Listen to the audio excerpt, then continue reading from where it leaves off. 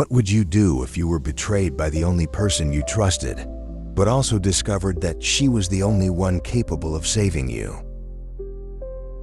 Amanda adjusted her black blazer again, this time more firmly. The reflection in the mirror in the building's entrance hall reflected a confident woman, but her mind was restless. Even after years of proving herself in challenging roles, the weight of this new position felt different. The entrance to the Hendricks Enterprises building was grand, with a lobby decorated in white marble and touches of gold. The sound of people's heels echoing rhythmically. Every detail seemed to scream power and efficiency. Amanda knew that, from that day on, she would be at the center of a dangerous game, surrounded by people accustomed to dealing with power, intrigue, and manipulation. What no one knew except her was that her real job wasn't just to assist the legendary CEO, John Hendricks. Amanda had been placed there with another mission, one that made her heart race with fear and excitement in equal measure: to monitor the most powerful man in the company and report everything she discovered to the board of directors. The advice had been clear and cryptic. Hendricks could be hiding something that will jeopardize the company's future. We need someone close, someone he won't suspect. The panoramic elevator doors opened on the top floor, revealing a wide, silent corridor. The receptionist, a woman in her mid-30s with a smile as polished as her posture, looked at Amanda professionally. "Amanda Collins? Mr. Hendricks will see you now. He's waiting in his office." The woman's tone was neutral, but Amanda couldn't help but wonder what was going through her mind. Was a new assistant as trivial as any other detail for someone working on the CEO's floor? Amanda took a deep breath and crossed the hall. The path seemed endless, with each step echoing in an almost intimidating way. She passed huge modern paintings and strategically placed decorative vases. The office door was slightly ajar, and a man's deep voice could be heard, answering something in a dry tone, probably on a phone call. Amanda hesitated, but knocked on the door, announcing her arrival. Between.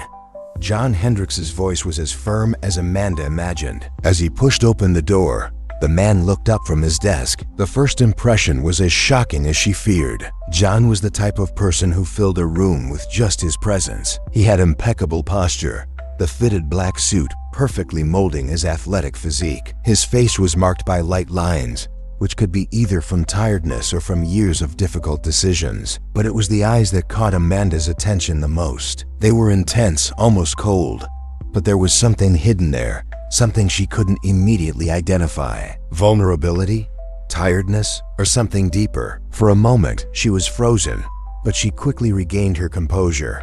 "Mr. Hendricks, I'm Amanda Collins, your new assistant." John didn't respond immediately. His eyes analyzed Amanda with surgical precision, as if he were trying to figure out who she was just by the way she carried herself. He then stood up, walking towards her with measured steps. When he stopped in front of him, he extended his hand. "Amanda Collins." He said the name slowly, almost testing how it sounded in his mouth. "I hope you are aware that this position requires a level of excellence that few can achieve. My tolerance for error is 0.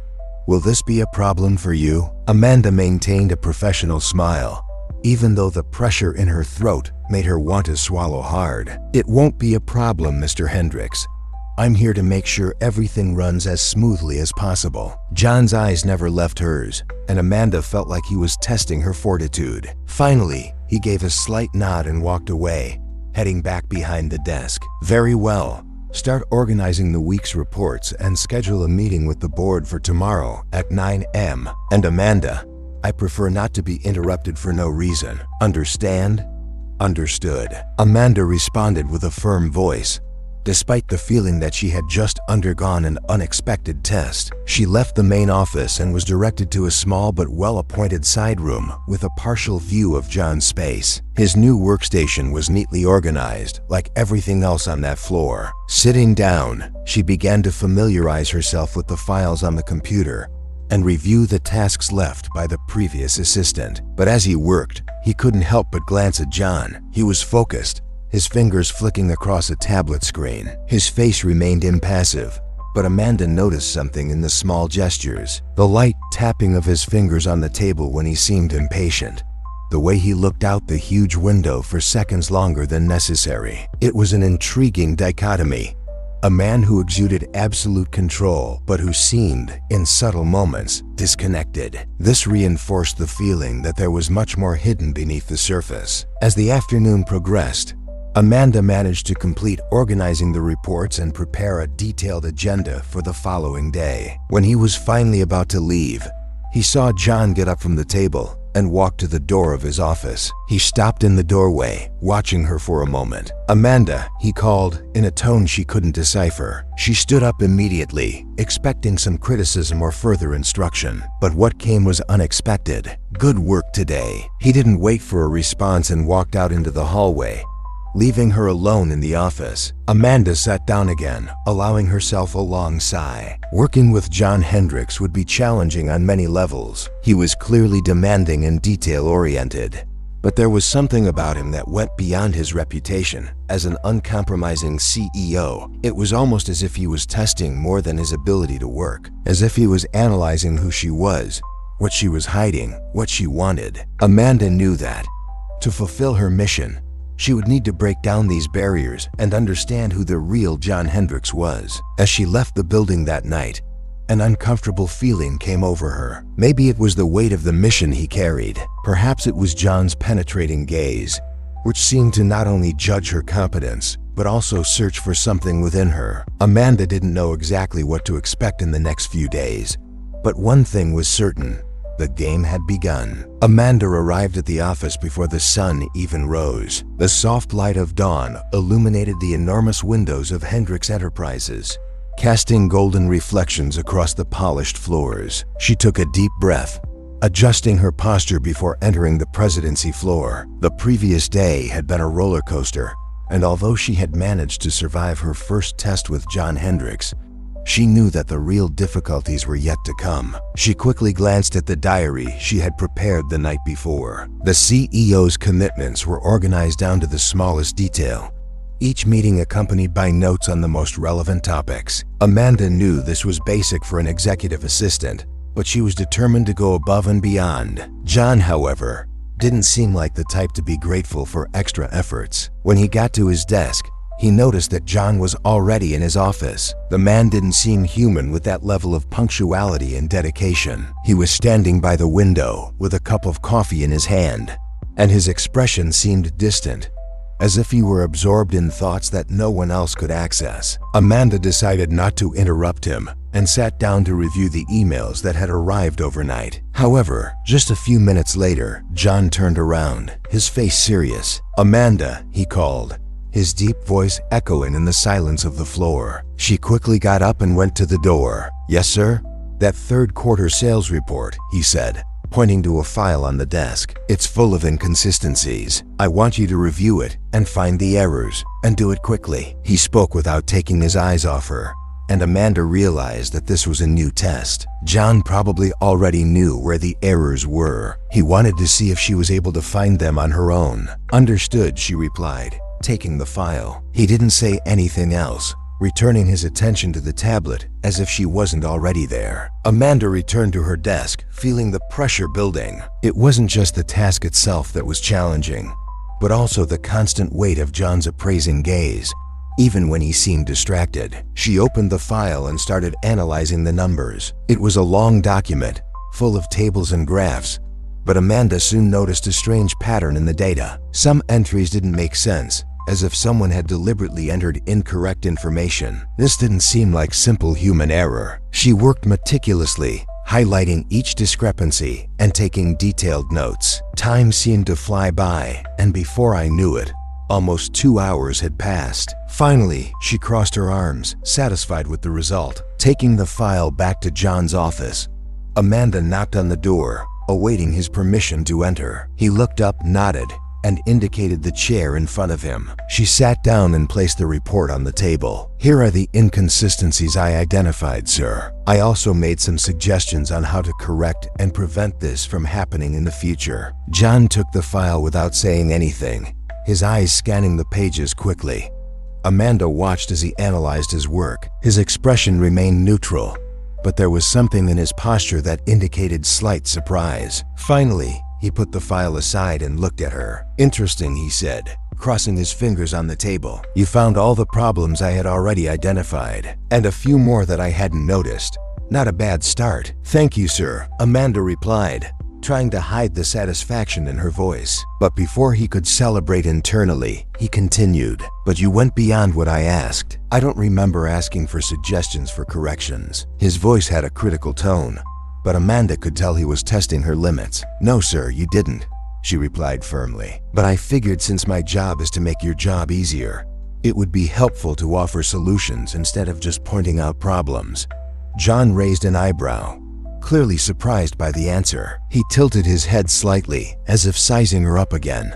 "Very well, you can get back to work." Amanda left the office, her heart pounding. She knew she had gone through another test, but she also knew it wouldn't end anytime soon. John was an enigma, and every interaction with him seemed fraught with tension. But at the same time, she couldn't deny that there was something fascinating about that dynamic. He was strict, demanding, and at many times distant.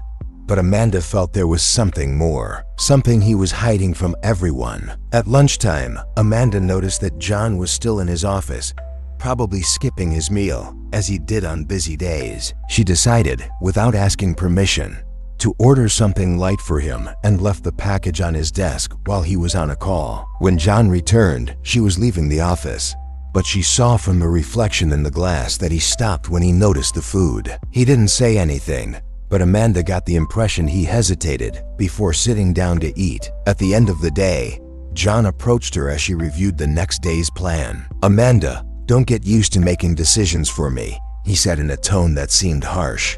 But there was something different about his expression. "But thanks for lunch." "Of course, sir.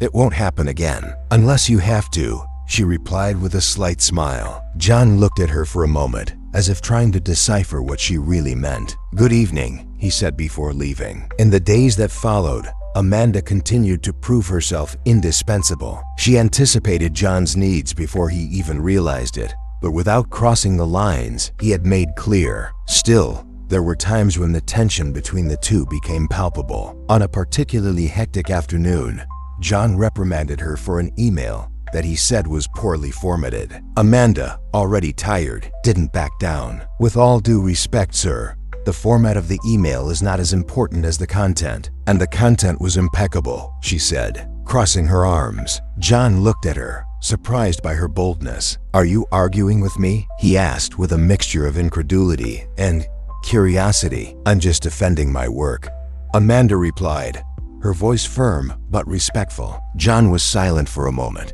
then gave a faint smile, the kind that was so rare that Amanda almost doubted its existence. "Very well, defend him then. Let's see if you can sustain that argument." She did so with confidence and precision, and in the end, John had no choice but to agree with her. He didn't say it explicitly, but the sparkle in his eyes made it clear he was impressed. When Amanda returned to her desk, she felt a mixture of exhaustion and triumph. She knew she had a lot to learn about John Hendricks, but she also knew that, little by little, she was earning his respect, and perhaps something more. Amanda was exhausted. The day had been a succession of tight deadlines, tense meetings, and veiled demands from John Hendricks. Despite being used to the frenetic pace of work, that afternoon everything seemed heavier. There was something in the air, a tension she couldn't name. Maybe it was the way John seemed more distant than usual, or the quick glances he shot at the clock, as if he were counting down the minutes to something important. When the clock struck 7 in the evening, the office was already starting to empty. Amanda was still at her desk, reviewing an email before sending it, when she noticed movement in John's office. He left hurriedly, without the usual pause to check with her the next day's agenda or delegate tasks for the morning. Something was off, and Amanda felt an uneasiness growing inside her. The elevator door closed behind John, and Amanda found herself torn between following her intuition or ignoring the unusual behavior. She knew she had no professional reason to accompany him, but curiosity and perhaps a deeper instinct made her grab her bag and walk quickly to the next elevator. Walking down to the ground floor, she saw John walking out the front door, his silhouette standing out in the streetlights. He walked in a hurry without seeming to notice the movement around him. Amanda, keeping a safe distance, followed him along New York's busy sidewalks. The night was cold, and the biting wind made her hair escape the impeccable bun she wore at work. She couldn't help but wonder what was making her do this. Was it just the mission imposed by the council, or was there something more? A need to understand the man who seemed so impenetrable during the day. John walked for about 10 minutes until he stopped in front of a hospital. The bright sign indicated that it was St. James Memorial Hospital, known in the city for treating critical cases. Amanda hid behind a nearby column, watching as John entered through the automatic doors. Curiosity turned to concern. What could he be doing there? Could it be a health problem? Or maybe something more personal? With her heart racing, Amanda decided to follow him. The hospital lobby was relatively calm, with only a few people sitting in the waiting room. John seemed to know exactly where to go. He didn't stop at reception or exchange words with anyone, just followed a corridor to the right, walking with firm steps. Amanda waited a few seconds before following him, trying to look as casual as possible. As she turned the corner, she saw him enter a room at the end of the hall. Amanda stopped, hesitating. Maybe he was invading a space that didn't concern him, but the impulse to understand what was happening was stronger. She walked slowly, approaching the half-open door. What she saw made her stop immediately. John was next to a bed, and there was a woman connected to several devices. Her face was serene but pale, and she seemed completely oblivious to the world around her. Amanda couldn't hear what John was saying, but her posture spoke volumes. He held the woman's hand gently, his shoulders relaxed in a way Amanda had never seen before. The expression on his face was tender, almost vulnerable, a stark contrast to the strict, calculating man she knew in the office. Amanda felt a lump in her throat, as much as she tried to justify her presence there as part of her mission. She knew that what she was feeling was something more personal. Seeing John like that made her question everything she thought she knew about him. Who was that woman? What was your relationship with her? And more importantly, why did this bother Amanda so much? She took a step back, but accidentally bumped into a small metal table in the hallway. The sound was enough to catch John's attention, and he turned around immediately. His eyes widened when he saw her, surprise giving way to something darker. Within seconds, he left the room and closed the door behind him, standing in front of her with his jaw clenched. "What are you doing here?" John's voice was low, but filled with fury. Amanda swallowed hard, trying to formulate a response. I was walking home and I saw you. It felt like something was wrong." The excuse sounded weak even to her own ears, and she knew John wouldn't believe her. "That's none of your business." He took a step closer, and Amanda felt the warmth of his presence, even in the cold hallway. "Are you following me?" "It wasn't intentional," she lied, trying to maintain her composure. "I just got worried." "Concerned?" He gave a short, bitter laugh. "You don't know me, Amanda. You have no reason to worry about me. Go home and forget what you saw." Amanda felt a mixture of shame and stubbornness rising within her. "I know it's none of my business, but you seem to be dealing with something difficult on your own. And from what I've seen, you're not one to ask for help. Maybe you need it." For a moment, John's face seemed to soften, as if her words had hit him in an unexpected way. But then he raised his barrier again. "I don't need anything, especially you trying to butt in where you don't belong." Before Amanda could respond, he took a step back and placed his hand on the doorknob. "Go home, Amanda, and don't you dare talk about this to anyone." His voice was harsh, but the look he gave him before entering the room again had something more, something Amanda couldn't decipher. She stood in the hallway for a few minutes, trying to process what had just happened. The image of John next to that woman never left his mind. He seemed like a completely different man, someone she hadn't expected to meet behind the stolid CEO facade. Amanda knew she should forget what she saw, but something inside her said that that night was just the beginning of something much bigger. When she finally left the hospital, the cold night air enveloped her like a reminder that she was alone in something she didn't know how to control. The mission to monitor John had taken an unexpected turn, and Amanda could no longer deny that she was beginning to see something in him that could complicate everything. The week started tensely for Amanda. Since the hospital episode, John seemed more reserved than ever, as if every interaction with her was meticulously calculated to reveal nothing more than necessary. Despite this, Amanda noticed that he didn't confront her about what happened again, something that left her more intrigued. Maybe he was waiting for the right moment, or maybe he preferred to pretend nothing had happened. But for her, it was impossible to forget. The image of him holding his wife's hand in the hospital, so delicately, continued to haunt his thoughts like an incomplete puzzle. However, it wasn't John who started pressuring her in the following days. It was the advice. During a discreet phone call on Tuesday morning, the firm voice of the man who had hired her sounded impatient. "We still don't have anything concrete on Hendricks. You're there to monitor Amanda, not to waste time. He's hiding something, and we need answers." Amanda tried to argue. "He's meticulous and secretive. If there's something going on, he's not leaving easy trails." "Then be smarter," the voice replied. "He trusts you enough to let you be close. Use that to your advantage. We're counting on you." She hung up the call with a lump in her throat. The word trust kept ringing in his mind. John was not a man who trusted easily. She was sure of that. If he really let her close, perhaps it was out of pure professional necessity, not some kind of openness. But the weight of her mission seemed to grow every day, mixing with the uncomfortable feeling that she was crossing an invisible line.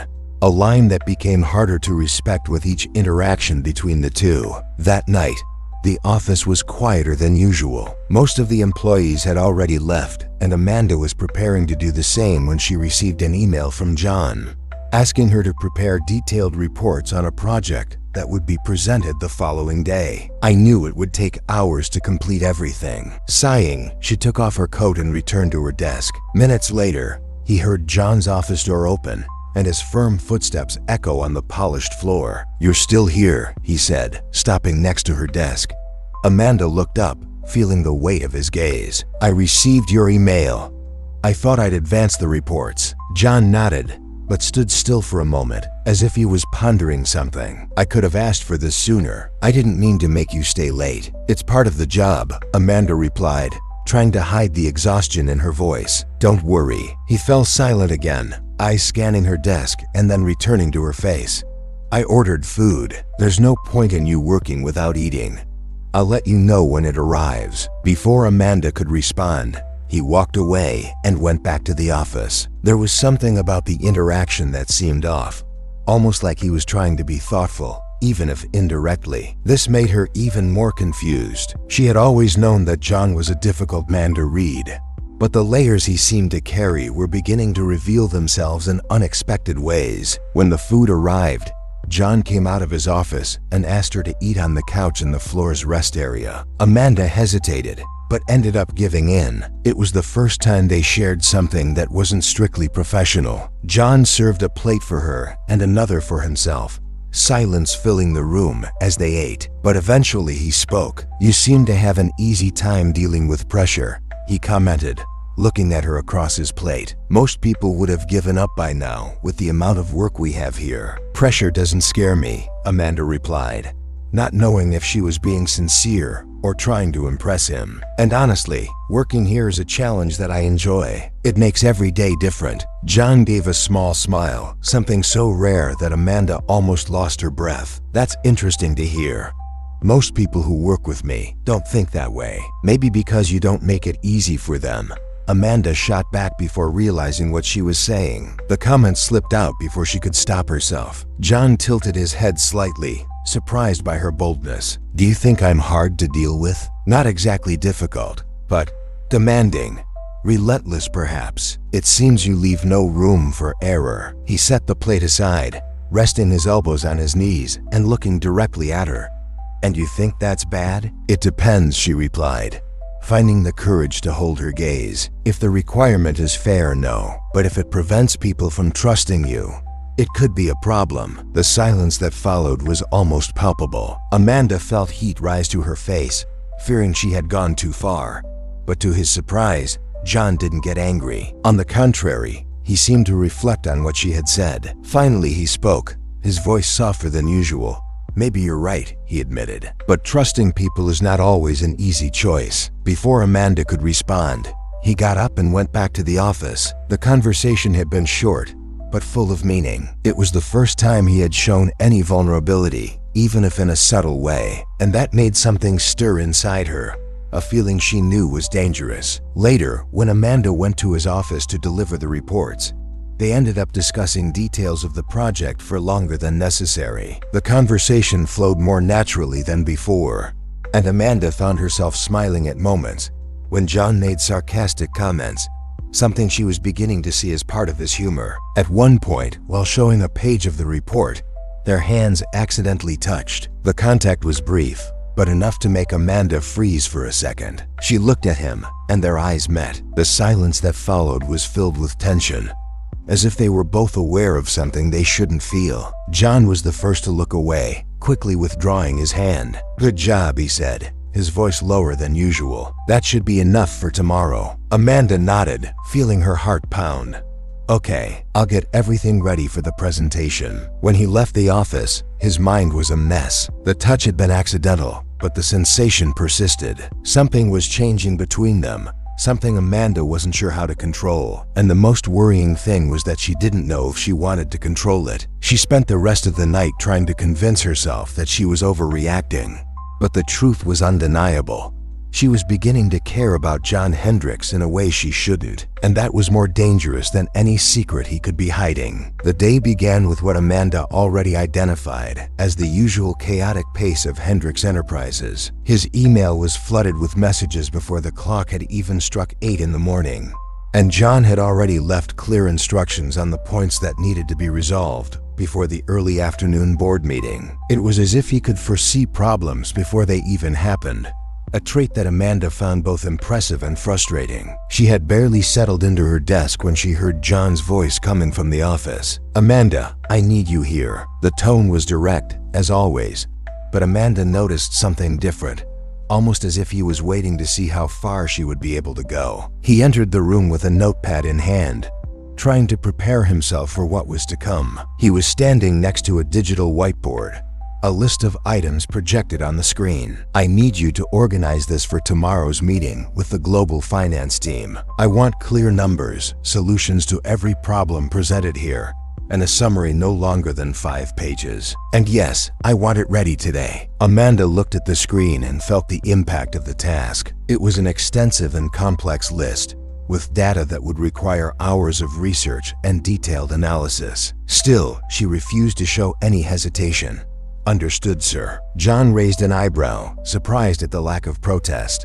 "Great, I have another meeting now, but I hope this is in my email before the end of the day." He picked up his briefcase and left without saying anything else, leaving Amanda alone in the room. She let out a sigh as he disappeared into the hallway. She knew he was testing her limits, challenging her on purpose, but at the same time, she couldn't deny that part of her wanted to show that she was capable, not just because of his mission or his position in the company, but because somehow earning John Hendricks' respect felt like a personal achievement. Back at her desk, Amanda immersed herself in work. He spent hours analyzing graphs, cross-referencing information, and writing detailed reports. As exhausting as it was, she felt strangely energized by the challenge. With each problem solved, it was as if he was dismantling an invisible barrier, one that John had placed not just between them, but between him and the rest of the world. When he finally finished, it was already past 8 at night. Amanda reviewed the document one last time before sending it to John.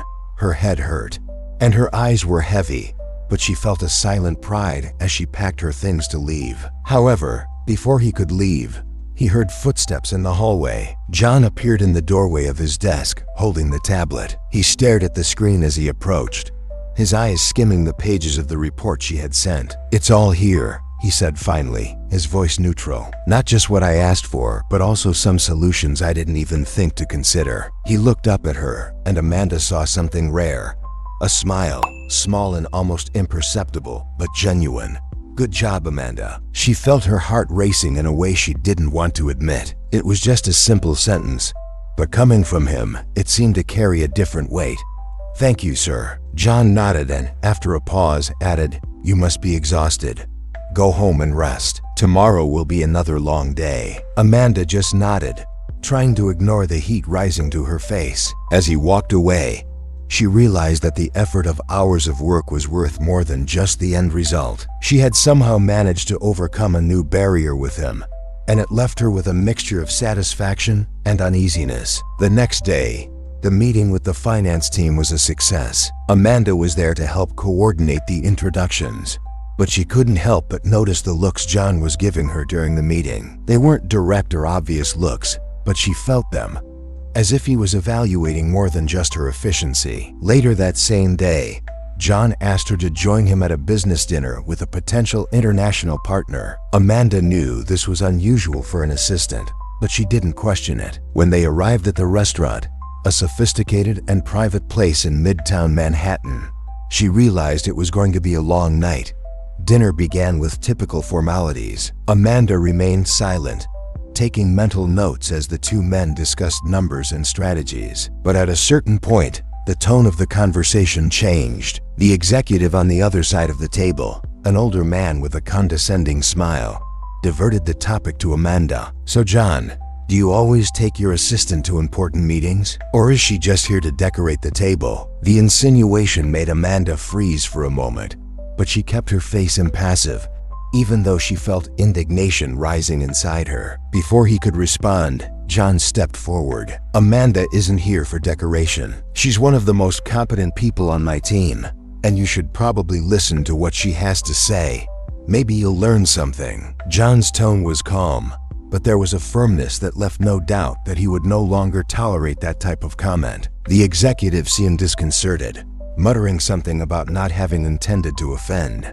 But the tension was already installed. Amanda looked at John, trying to understand why he had bothered so much to defend her. He could have ignored the comment, as many would, but he chose to act, and it hit her harder than it should have. As they left the restaurant later, Amanda felt like she needed to say something. "Thanks for defending me in there. You didn't have to do that." John looked at her, his serious expression softening slightly. "I don't tolerate disrespect towards my team, Amanda, no matter who it is." His words were direct, but there was something else in his voice, something Amanda couldn't quite place. "Still, thank you," she said, a sincere smile appearing on her face. The two walked in silence the rest of the way to the car. The New York night air was cool, and Amanda felt something had changed between them. It wasn't just John's gesture at dinner or the way he seemed to be starting to trust her. It was the way that, for brief moments, he seemed to be someone other than the untouchable CEO everyone knew,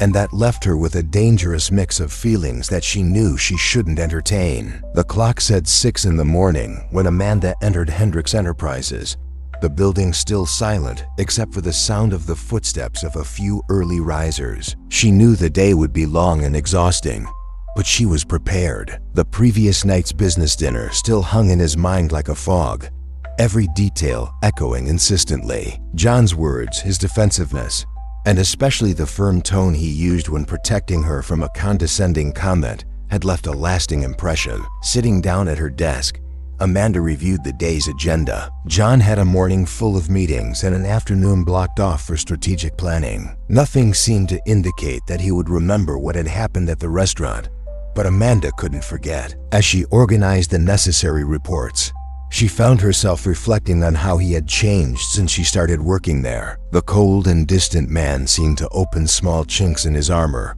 revealing someone more complex, more human. Just before 8, John entered the office. He carried the same intense energy as always, eyes flicking over the papers on his desk before turning to Amanda. "Do you have the reports on last quarter's performance?" he asked, straight to the point. Amanda stood up, handing over the folder she had prepared the night before. "They're all here. I've also included a breakdown of future projections and some adjustments that I think could benefit the sales team." He accepted the folder without looking at it immediately, but as he leafed through the papers, he paused. "You have an annoying talent for anticipating what I need." The phrase seemed almost like a compliment, but the tone was so neutral that Amanda couldn't decide if he was joking or serious. "I prefer to think I'm efficient, sir," she replied, suppressing a smile. John looked up, and for a moment, Amanda felt that penetrating gaze that seemed to read beyond the surface. He shook his head slightly,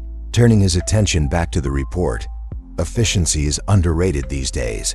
Keep it up. The day continued with the usual rush. Amanda barely had time to breathe between emails, calls, and organizing last-minute documents. However, late in the afternoon, John did something unexpected. He left her office and went to her desk with a set of folders she didn't recognize.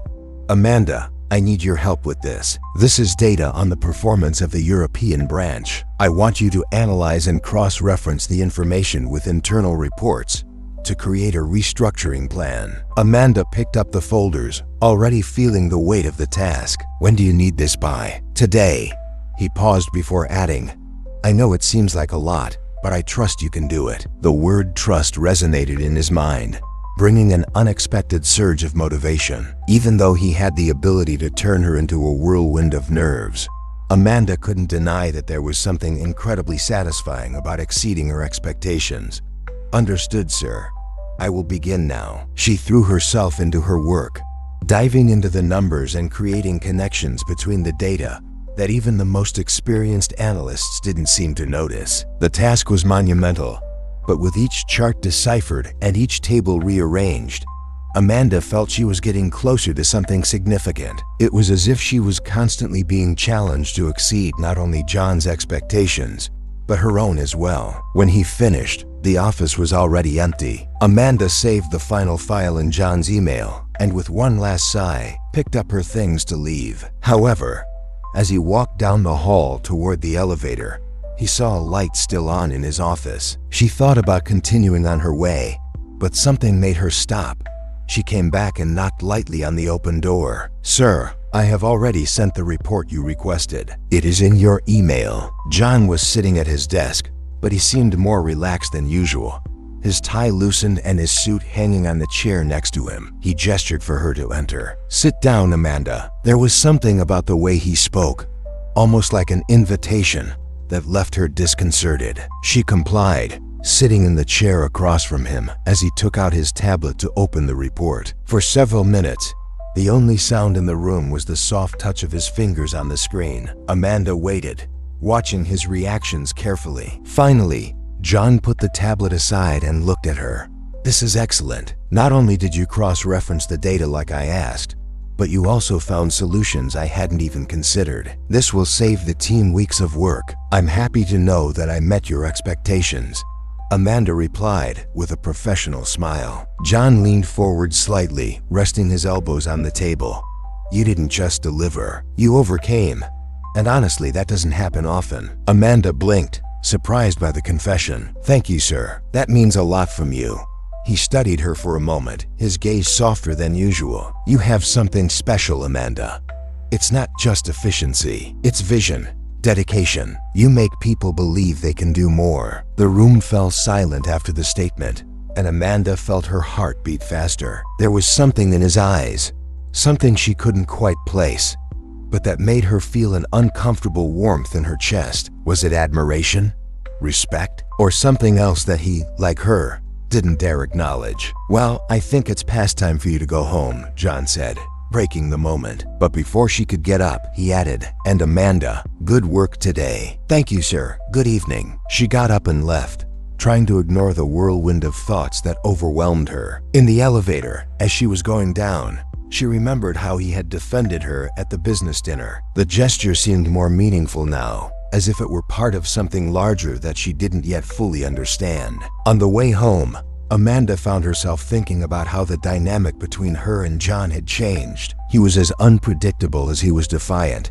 but at the same time, he seemed to trust her in a way that no one else did. And that made her want to keep proving she could do it, not just because of her mission, but because, in some way, she wanted to be that person he could trust. The clock on the wall said 7:15, but Amanda was still in the office, organizing the papers left behind by John. He had left for an outside meeting, and the silence on the floor seemed amplified. At that time, most of the employees had already left, leaving the environment devoid of the usual sound of hurried footsteps and whispered conversations. It was the time when Amanda liked to work the most, without interruptions and with the time needed to put everything in order. As he adjusted a stack of folders on John's desk, he noticed something different. In the corner, Half hidden beneath a pile of seemingly old papers was a photograph. The image was slightly faded, as if it had been taken years ago, but it was still possible to make out the people in it. Amanda picked up the photo carefully, feeling a slight shiver when she realized that one of the figures was John. He was younger, with a rare, relaxed smile on his face, something she had never seen in person. Next to him, a woman. She had wavy brown hair and a warm smile, the kind that conveyed genuine joy. The scene was informal, maybe a picnic or something, with the sun shining in the background. Amanda was intrigued. I had never heard John mention anyone who could be associated with him in such a personal way. The image seemed to capture a moment of pure happiness, something that completely contradicted the distant personality he currently presented. Who would this woman be? And why did John keep the photo hidden? Lost in thought, Amanda didn't notice the sound of footsteps in the hallway. The office door suddenly opened, and John entered, looking tired, but still with his usual imposing presence. He stopped when he saw her holding the photograph, and his face immediately hardened. "What are you doing?" His voice was cold, but carried with something else, perhaps anger, or even a hint of panic. Amanda froze for a moment, but soon regained her composure. "I was sorting through the papers on your desk and found this." She lifted the photo carefully, trying not to look invasive. "It's a pretty picture. You looked happy." "Put that back where you found it," he said quickly, tension evident in every word. Amanda hesitated, but did as he asked, placing the photo on the table. "Sorry, I didn't mean to be nosy. I was just curious. Who is she?" "That's none of your business." The response was immediate, cutting, as if he wanted to end the conversation before it even started. John took the photo and put it in a drawer, closing it tightly. His face was rigid, and he avoided looking directly at Amanda. "I understand you don't want to talk about it," she said, trying to remain calm. "But sometimes it's good to share things, even the things that hurt." John finally looked at her, his eyes shining with a mix of anger and something harder to define. "Share what, exactly? My personal life? My mistakes? My losses? I don't need anyone telling me how to deal with this. I'm not telling you how to handle anything." Amanda kept her tone firm, but her voice softened slightly. "I just think carrying everything alone might be heavier than you think." For a moment, John was silent, the muscles in his jaw tense. He seemed to be struggling with something, as if he wanted to say something but couldn't find the words. Finally, he pulled away, walking to the window and looking out. The light from the streets below reflected in his eyes, making him an almost unreachable figure. "Do you want to know why I don't trust people, Amanda?" His voice was low, but full of emotion. He didn't wait for an answer. "Because every time I've trusted someone, it's ended up costing me something. It doesn't matter who it is or what their intention is. In the end, you're alone." Amanda felt the weight of his words, each one carrying a pain that he was clearly trying to hide. "That may be true for some situations, but not all. Not everyone will disappoint you." John laughed, but there was no humor in his tone. "You say that because you still believe in people. That's good. Naive, but good. I'm past that phase." She wanted to argue, but realized it was no use. He was speaking with such conviction that it seemed impossible to make him see it any other way. But at the same time, Amanda felt that he was opening up, even if against her will. It was a side of John she had never seen before, a side that made him more human, more real. "I don't know what happened in your past," she began, choosing her words carefully, "and I won't pretend to understand your pain. But I know that sometimes trusting someone can be the hardest thing, and at the same time, the most freeing thing." John turned to her, his dark eyes meeting hers. "Do you think I should trust you, Amanda? Is that it?" She was silent for a moment, pondering how to respond. "I think you should trust whoever you think is worth it. And if one day I can prove that I'm one of those people, I'll be glad I did." The room fell silent again, but this time, it wasn't an uncomfortable silence. It was charged with something deeper, as if her words had created an invisible bridge between them. John didn't say anything else, but Amanda noticed that something had changed. It wasn't a moment of redemption or a breakthrough, but it was a start. When she finally decided to leave, Amanda got up and grabbed her bag. "If you need anything, I'll be at my desk." John just nodded, but there was something in his gaze that seemed different, less hard, less unapproachable. Amanda left the office feeling that, for the first time, she had managed to break through a small part of the armor he wore so carefully. Later, as she organized her own thoughts, Amanda realized that that conversation had moved her in a way she hadn't expected. It wasn't just the vulnerability he had shown, but the way it made her want to understand him even more. She knew she was entering dangerous territory, but she couldn't help it. Something was pulling her closer to John, and it scared her as much as it intrigued her. Amanda took a few seconds to leave John's office completely. As she closed the door behind her, she felt a tightness in her chest, as if something important had happened, something that she was not yet able to fully understand. The silence of the floor contrasted with the agitation of his thoughts. It was the first time that John Hendricks had shown something beyond his facade of absolute control. His words echoed in his mind, full of hurt and resignation.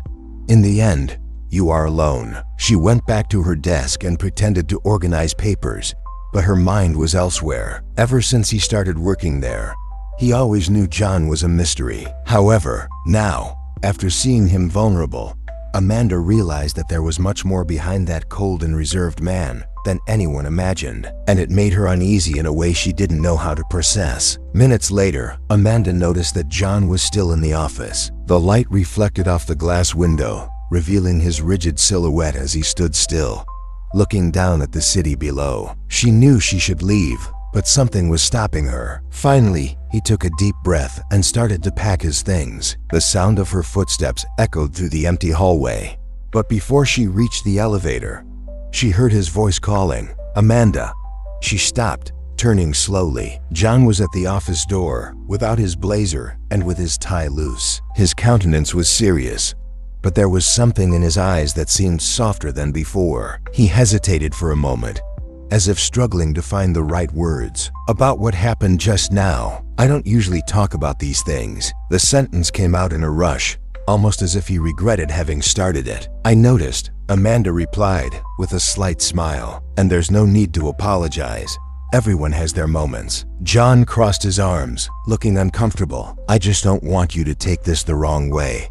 It was a rare moment." He emphasized the word, as if he wanted to make it clear that it wouldn't happen again. Amanda kept her smile, but there was a hint of teasing in her voice. "Understood. So if this is rare, does that mean I'm a lucky person?" John raised an eyebrow, surprised by her boldness. For a moment, the corner of his mouth threatened to form a smile, but he quickly returned to his serious posture. "I just want to make sure you know where the boundaries are, Amanda." "Limits?" she repeated, crossing her arms lightly. "I think I'm already well aware of them, sir." John didn't respond immediately, but watched her for a few seconds, as if he were evaluating something she couldn't identify. Finally, he gave a slight nod and returned to his office, ending the conversation. Amanda remained where she was for a few more moments, trying to decipher the exchange that had just taken place. There was something between them, a fine line that seemed constantly about to be crossed. It was as if they both knew they were playing a dangerous game, but neither of them had the courage to give up. The next morning, Amanda arrived at the office earlier than usual. She was still feeling the impact of the night before, but she was determined to move on and focus on work. There were several emails to review, reports to prepare, and a meeting with the finance team first thing in the morning. She barely had time to breathe when John appeared at her desk, folder in hand. "I need you to take care of this," he said, placing the file on her desk. "These are documents related to an old project we are reviewing. I want a complete summary by the end of the day." Amanda nodded, but as she opened the folder, she realized it was the same project that John had vaguely referred to weeks earlier during a discussion with the marketing team. He seemed reluctant to approach it, as if there was something in the past of that project that bothered him. "Is this project important?" she asked, trying to sound casual. John looked at her, his gaze more intense than usual. "It's complicated. Just do as I ask." Amanda nodded, sensing there was more to his words. She spent most of the day immersed in document analysis, trying to understand the history of the project and identify why it was so significant. Among the papers, he found references to a time when John was not yet the CEO, but worked as vice president. It was clear that this project had been an important milestone in the company's history.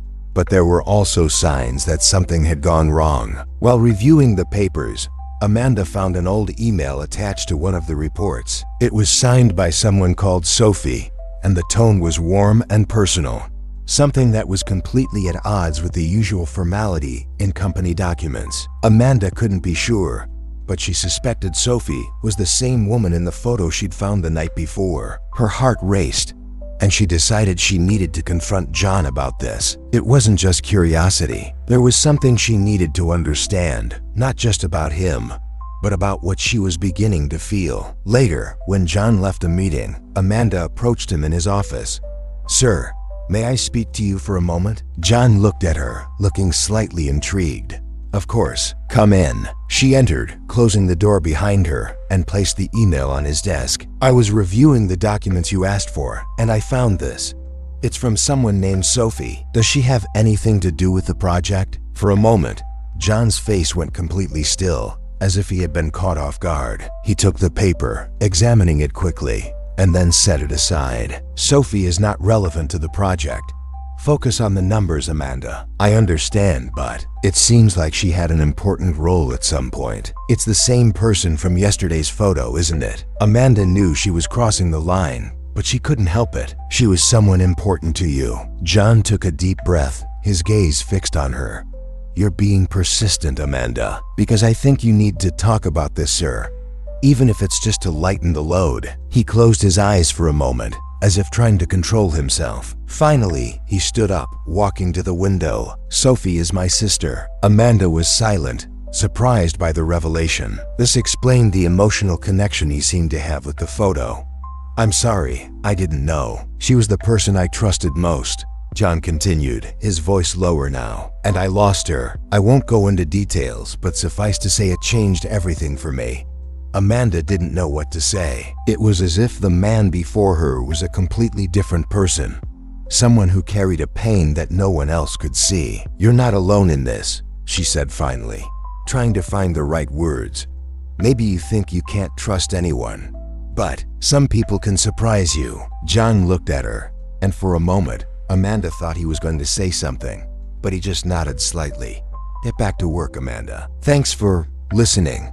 She left the office, feeling a mixture of sadness and understanding. Something had changed between them, and although she knew it was dangerous, she couldn't help it. His vulnerability made her want to get closer, even though she knew she was getting closer to something that could complicate everything. The business trip had started like any other. The team had been sent to attend a conference in Chicago, and John, as always, was in charge, keeping everything under control with the precise efficiency that characterized him. Amanda was summoned to accompany him, something that had become almost routine, but this time it seemed different. Since the revelation about Sophie, there had been an unspoken tension between the two, as if they both knew they were treading weaker ground.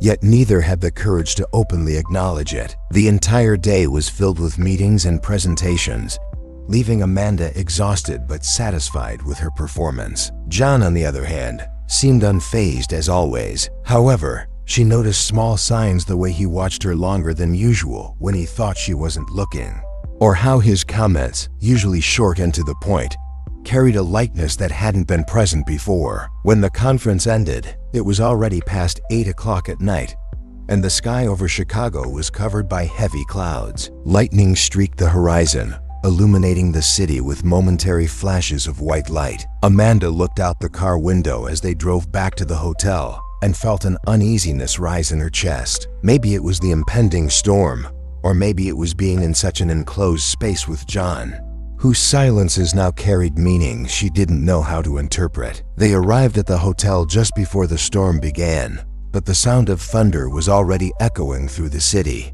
and drops of rain were beginning to hit the lobby windows. John went straight to the counter to confirm the reservation, while Amanda tried to ignore the feeling that something was about to change. "There's a problem," John said, returning to where Amanda was. He seemed calm, but there was a stiffness in his posture that made her raise an eyebrow in question. "The storm caused delays and occupied almost all the rooms. There's only one available."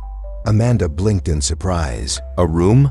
John nodded, jaw clenched. Yes, I've already asked to check if there's another option at nearby hotels. But it looks like we're stuck here for now. She swallowed hard, trying to maintain her composure. Okay, I can sleep on the couch. It's not like this is the first time I've improvised while traveling. John gave her a quick look, as if gauging her reaction, but said nothing. Shortly afterwards, they went up to the bedroom, where the sound of heavy rain was already reverberating against the windows. The space was elegant, but clearly designed for a single person. There was a king-sized bed and a small couch next to the window, which didn't look remotely comfortable for the night. Amanda left her suitcase next to the couch and began unwrapping a blanket the hotel had provided. "Don't worry," she said, trying to sound carefree. "I'll settle in here." John watched her, standing next to the bed. He looked like he was about to say something, but chose to remain silent. Finally, he took off his blazer and hung it carefully on a nearby chair. "There's no point in you sleeping on the couch," he said finally, his voice low but firm. "The bed is big enough. We share." She looked at him surprised. "Share a bed? I don't think it's a good idea." "It's not a matter of idea, Amanda. It's a question of logic. And you won't be able to rest on that couch. I'm not going to discuss that." Amanda opened her mouth to protest, but John's steady gaze made her reconsider. He had already decided, and arguing would be pointless. "Okay," she said finally, trying to sound nonchalant, "but stay on your side." John gave a slight, almost imperceptible smile. "I always stay on my own." After a quick shower and an impromptu dinner of room service sandwiches, Amanda felt a little more at ease. The rain outside was still heavy, and thunder boomed from time to time, making the room vibrate slightly. Sitting on the edge of the bed, Amanda stared at the window, mesmerized by the irregular patterns of water running down the glass. "Have you always liked storms?" John's voice brought her out of her thoughts. She turned to him, surprised by the question. He was sitting at the other end of the bed, arms crossed over his knees, looking more relaxed than usual. "I don't know if I like them, but they fascinate me. There's something about their chaos that reminds me that we can't control everything." John nodded slowly, as if considering his words. Control is overrated, and yet people spend their lives trying to achieve it. Amanda laughed softly. "That sounds like something you would say." He raised an eyebrow. "And what does that mean?" "That you are the embodiment of control," she replied, without hesitation. "Everything about you screams perfection. From the way you organize your days to the way you keep your distance from people. You like to keep everything under control because maybe the thought of losing it terrifies you." There was silence after her words, and Amanda immediately regretted having said so much. But instead of getting angry, John looked at her with an expression that seemed like curiosity mixed with something softer. "You're not afraid to speak your mind, are you?" "If I had, I think I would have resigned by now," Amanda joked, trying to lighten the moment. To her surprise, John smiled, a genuine smile that lit up his face in a way she had never seen before. "Maybe that's why you're still here." Amanda felt an unexpected heat rise to her face and looked away from the window. "I'm not that easy to scare." "That's obvious," said John, his voice lower now. "You have faced every challenge I have thrown your way since day one. And honestly, I think I like it." She turned to him again, their eyes meeting. The air between them seemed thicker suddenly, charged with something that wasn't just professional. Amanda knew she was treading dangerous territory, but she couldn't move away. "Do you like being challenged?" "No, but I like seeing what people are capable of when challenged. And you surprised me, Amanda, more than I care to admit." His words caught her off guard. She knew she had earned John's respect over the weeks, but hearing it directly from him, and in such a personal tone, was something completely different. "Good to know I'm living up to expectations," she said, trying to hide her nervousness. John shook his head, a faint smile still playing on his lips. "You surpassed them all."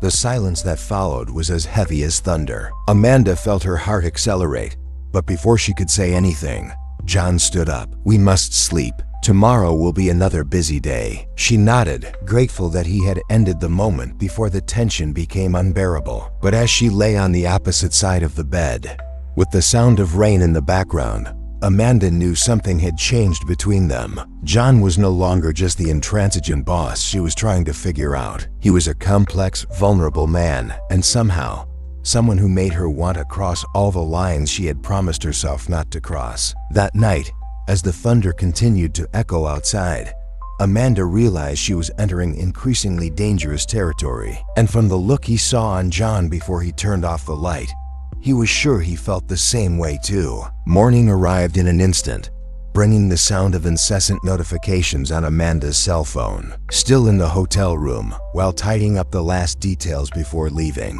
she found herself thinking about the previous night. Try as I might, it was impossible to ignore the weight of that moment shared with John. The conversation, the rare smile, the silence full of tension. Everything seemed to have been engraved in his memory, like a dream that was difficult to erase. However, the day offered no space for reflection. The travel schedule was intense, and the work would require his full attention. Upon returning to New York, the routine resumed its frenetic pace. Amanda devoted herself to answering emails, organizing meetings, and preparing reports.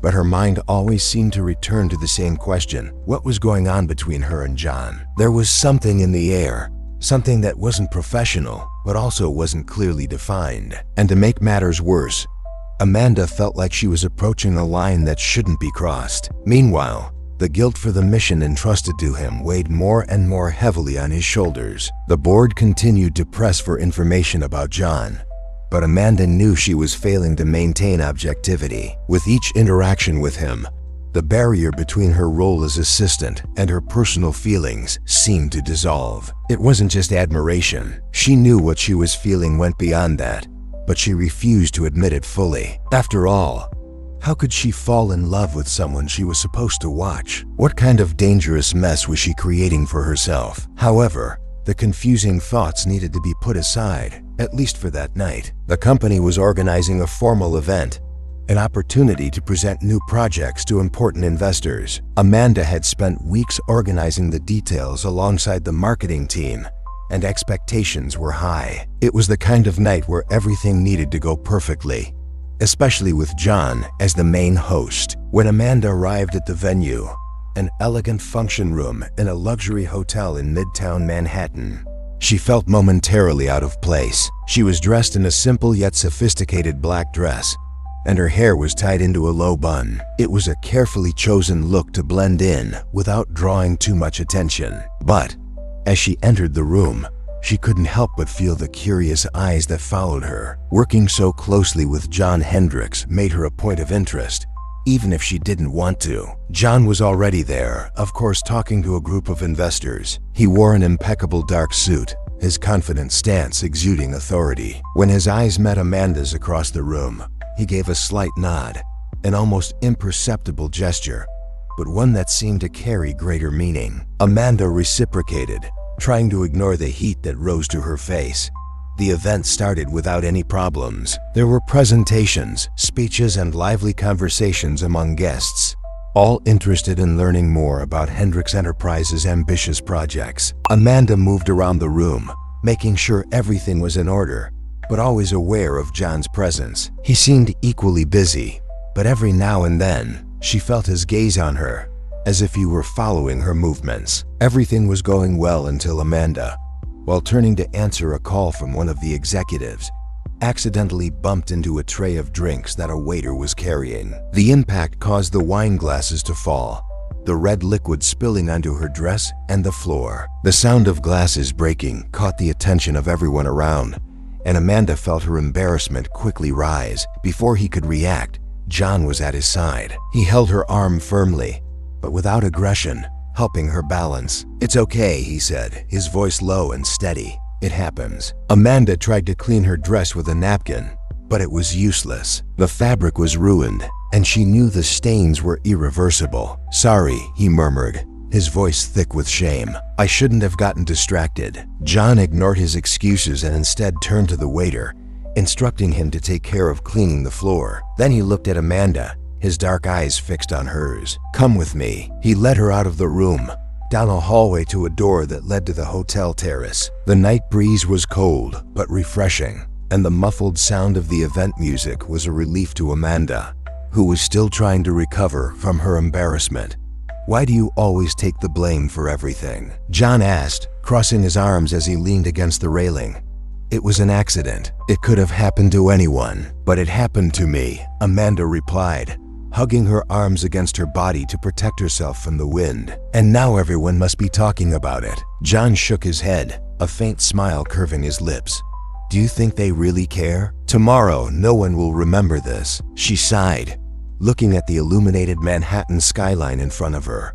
Maybe you're right, but it's not easy to ignore when everyone is looking at you. Welcome to my world, said John, his voice thick with irony. Amanda laughed, not because it was funny, but because it was true. He was right. Working alongside John meant constantly being in the spotlight, something she was still learning to deal with. How can you handle this? She asked, finally allowing herself to relax a little.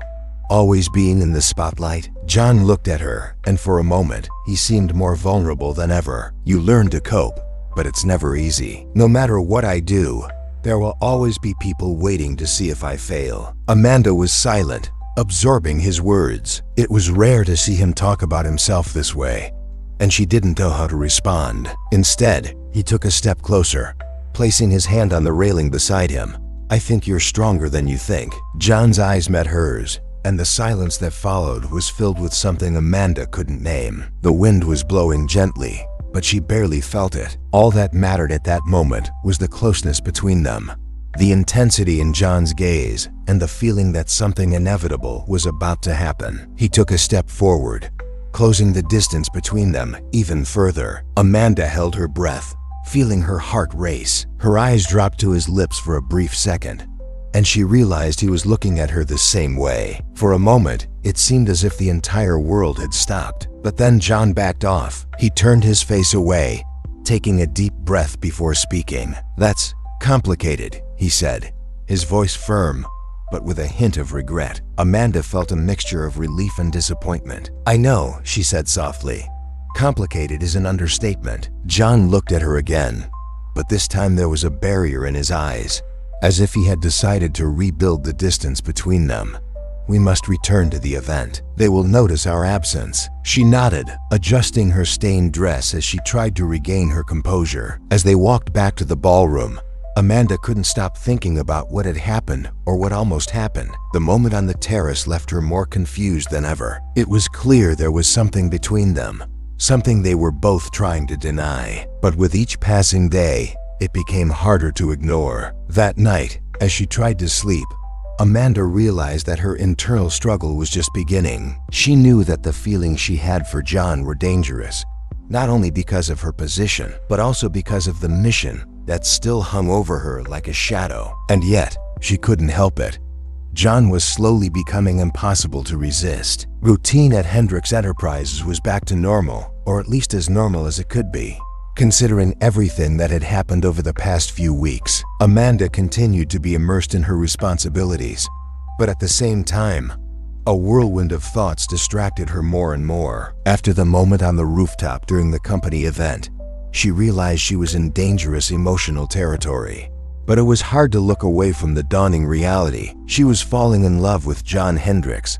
This realization made her uneasy, not just because he was her boss, but because her original mission still hung over her like a heavy cloud. The board wouldn't leave her alone, calling frequently and asking for updates on any suspicious behavior from John. And although Amanda tried to remain objective, she increasingly felt that something was wrong with that request. The pressure to find concrete evidence against him didn't simply seem like a concern for the company. It was almost as if they were waiting for something specific, something they already believed to be true. On one such call, the firm voice of the board representative sounded more impatient than ever. Amanda, you've been there for weeks. We want results. There can be no secrets between the CEO and the company, and John is hiding something. Find out what it is. Amanda closed her eyes, trying to contain the irritation that threatened to show.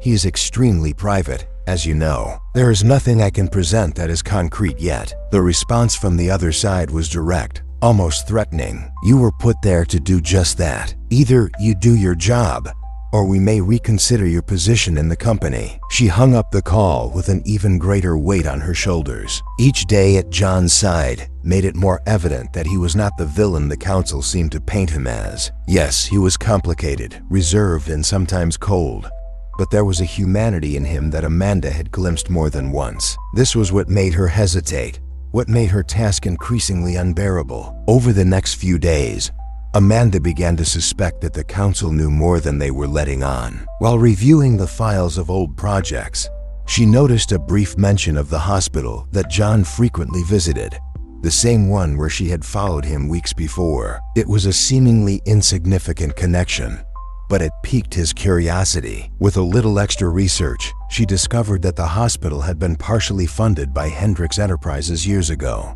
in a project led personally by John.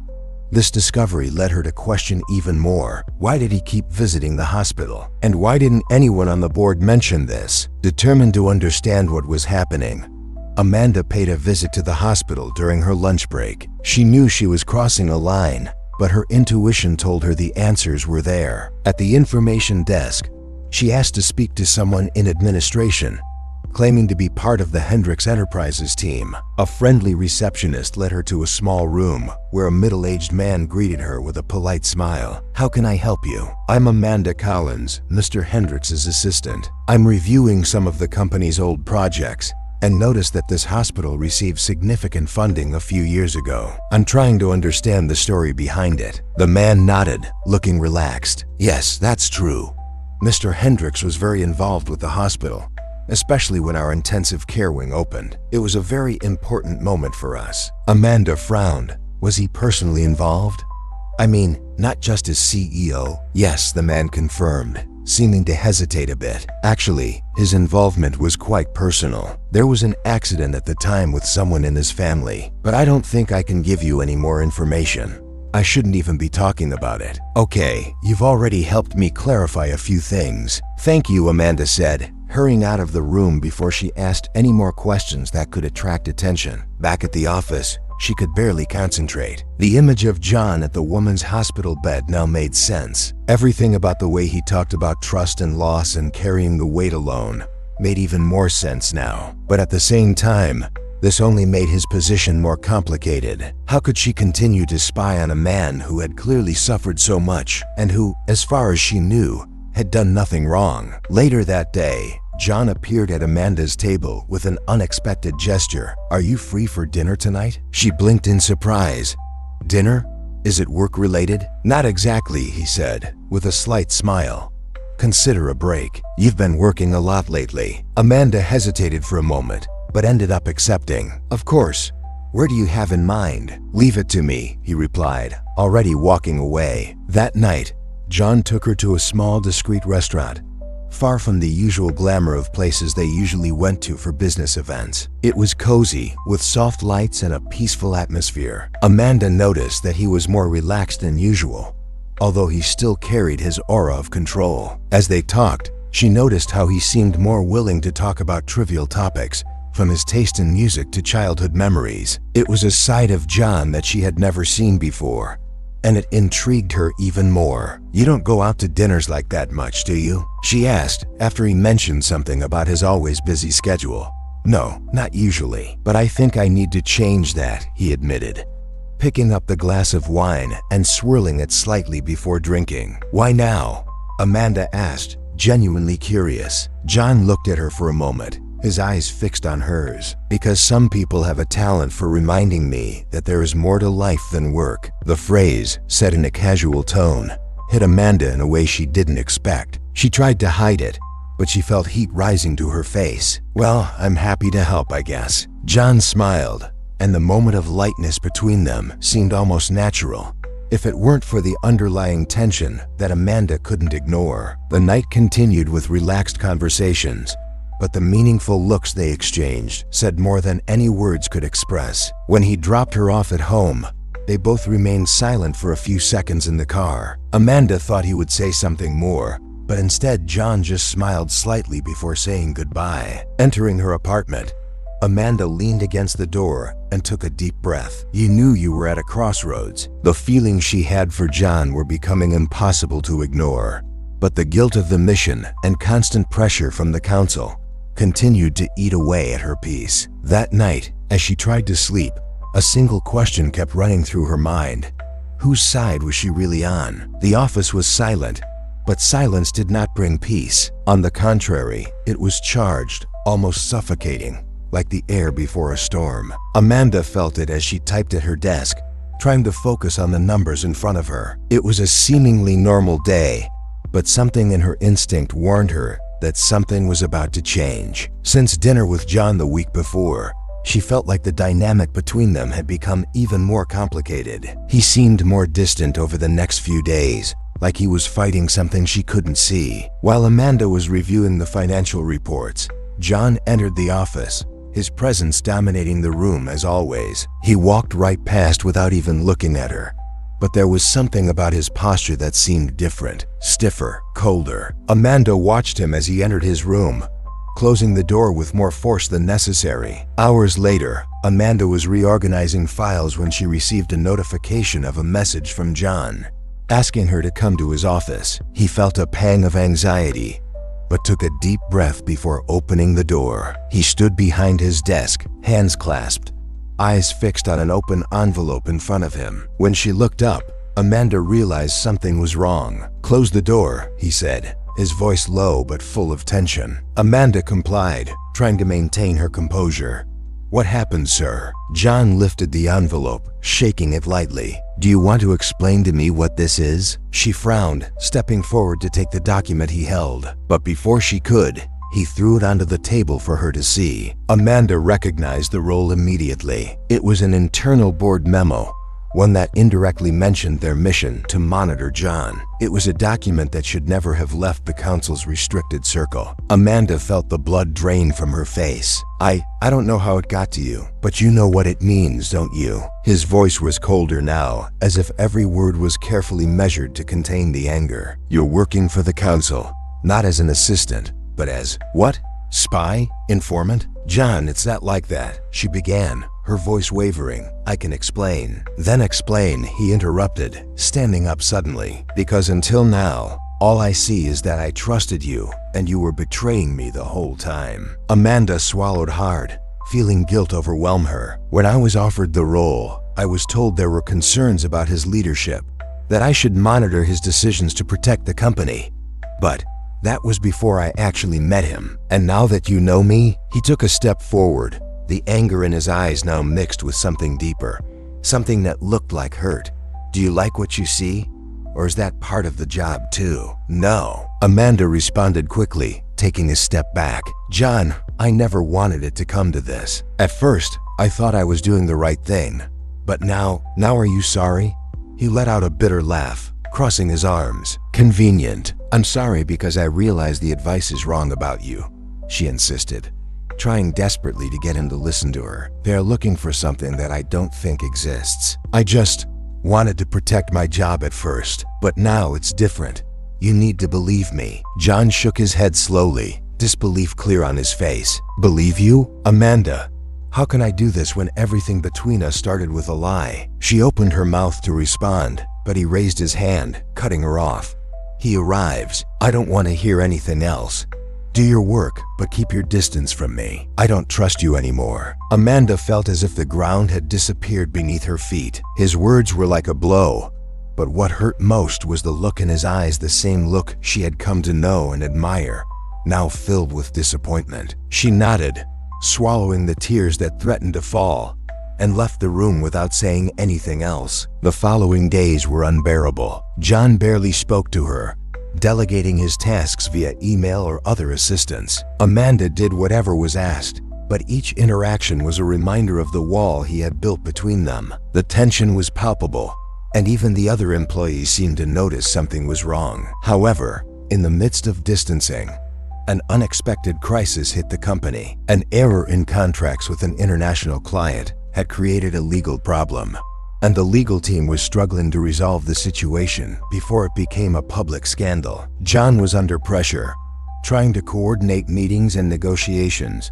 while the media started asking questions. Amanda knew it was no longer her role to get directly involved, but she couldn't sit idly by as she watched the situation worsen. Using her internal contacts and information she had gathered over the months, she spent the night reviewing the contracts and discovered a forgotten clause that could change the game. The next morning, while the team was gathered in a conference room, Amanda walked in with papers in hand. All eyes turned to her, including John's, who seemed both surprised and irritated by her presence. "Excuse me," she said, her voice firm but respectful. "I reviewed the contracts and I think I found something that might help." She walked to the table and handed the documents directly to John, who took them with an unreadable expression. He read in silence while everyone in the room waited. Finally, he looked up, and there was something different about his expression. "That solves the problem," he said, voice lower than usual. He looked at Amanda, and for a moment, he looked like he was about to say something else, but he stopped himself. "Good job." Amanda nodded and left the room without waiting for further recognition. She hadn't done it to impress John, but because she knew it was the right thing to do. However, as he walked back to his desk, he felt a twinge of hope that perhaps he was reconsidering. Later that day, John showed up at his desk, something he hadn't done in days. He seemed calmer, but there was still a reserve in his gaze. "Can I talk to you?" he asked. "Of course," Amanda replied, getting up and following him into an empty room. When the door closed, John crossed his arms, looking at her intensely. "Why did you do that today?" "I could have stayed quiet. It wasn't your responsibility." "Because it was the right thing to do," Amanda said, finding courage in her voice. "I knew I could help, so I did. No matter what you think of me now, I still care about this company, and with you." John was silent for a moment, his expression softening slightly. "You complicate things, Amanda." She gave a small but sincere smile. "I've heard that before." He shook his head, but there was a faint trace of something at the corners of his lips, almost a smile. "I still don't know if I can trust you." "I know," she replied, "and I will work to change that." John watched her for a few more seconds before sighing. "We'll see." Amanda left the room with a little lighter heart, knowing that there was still a long way to go. But for the first time in days, he felt like maybe, just maybe, there was still hope for them. The atmosphere in the office was milder than in previous weeks. Since the day Amanda intervened to resolve the contractual crisis, John seemed more open, or at least less rigid in his interactions with her. There was still a barrier, of course, a palpable caution in every exchange of words, but Amanda knew that the ice was beginning to melt. He called her more frequently to meetings and no longer avoided meeting her in the corridors. The tension was still there, but it was different now, less heavy and more charged with something indefinable. One afternoon, while Amanda was finishing a report, she received a message from John asking her to come to his office. It wasn't unusual, but the tone of the request seemed different. He had written just one short sentence: "I need to talk to you now." She walked into his office a few minutes later, feeling a slight knot in her stomach. John was standing by the window, looking out at the city with his hands stuffed in his pockets. When she entered, he turned around but didn't say anything immediately, as if he was collecting his thoughts. "Did you want to talk to me?" Amanda asked, breaking the silence. John nodded and gestured to the chair in front of his desk. "Sit down," she obeyed, but kept her eyes fixed on him. There was something in his expression, a heaviness that she couldn't ignore. He seemed tense, but not in the usual way. It was something deeper, more emotional. "You were in the hospital a few weeks ago," he began, his voice low but firm. Amanda held her breath, surprised by the immediate turn of the conversation. "I know you went there, and I don't blame you for being curious, but I think it's time for you to know the truth." Amanda hesitated. "John, if you don't want to talk about this." "I want to," he interrupted, with an intensity that caught her off guard. He took a few steps to the table, leaning on it as he crossed his arms. "That woman you saw is my sister. She has been in a coma for almost 5 years. Amanda felt the air leave her lungs. He had never talked about family before, and now the mystery was finally solved. "I'm sorry," she said, her voice barely above a whisper. John gave a bitter smile. "I'm sorry is what everyone says, but what no one understands is that she shouldn't be in that state. It was an accident, yes, but it wasn't random. I'm sure someone did this on purpose." Amanda frowned. "On purpose? Like this?" "She was driving to meet me at the office," he continued, the tone of his voice becoming more bitter. "It was late, and she never liked to go out so late. but she insisted because she wanted to talk about something important. Her car was hit by a truck that I later discovered was linked to one of the companies that competed with Hendrix Enterprises at the time. Amanda's eyes widened, unable to hide her shock. Do you think it was sabotage? I don't think so, replied John, looking directly at her. I know. The weight of his words made Amanda sit up straighter in her chair. She could see the pain in his eyes, a mixture of anger and guilt that he had carried for years. John took a deep breath, as if the simple act of telling him this was exhausting. Since then, I have done everything I can to find out the truth, but every time I get close, it feels like someone is one step ahead. And in the meantime, she's there, trapped between life and death. Amanda wanted to say something, but the words wouldn't come. What he was revealing was more than a secret. It was the center of everything he was. The distance he kept from people, the obsession with control, even the way he looked at her sometimes. It all made sense now. Why didn't you ever tell anyone about this? She asked finally. Because trusting someone means giving that person the power to destroy you, he replied, without hesitation. And I can't afford that luxury. No more. Amanda felt her heart tighten. I wanted to reach John, touch him, tell him that he didn't have to carry this burden alone.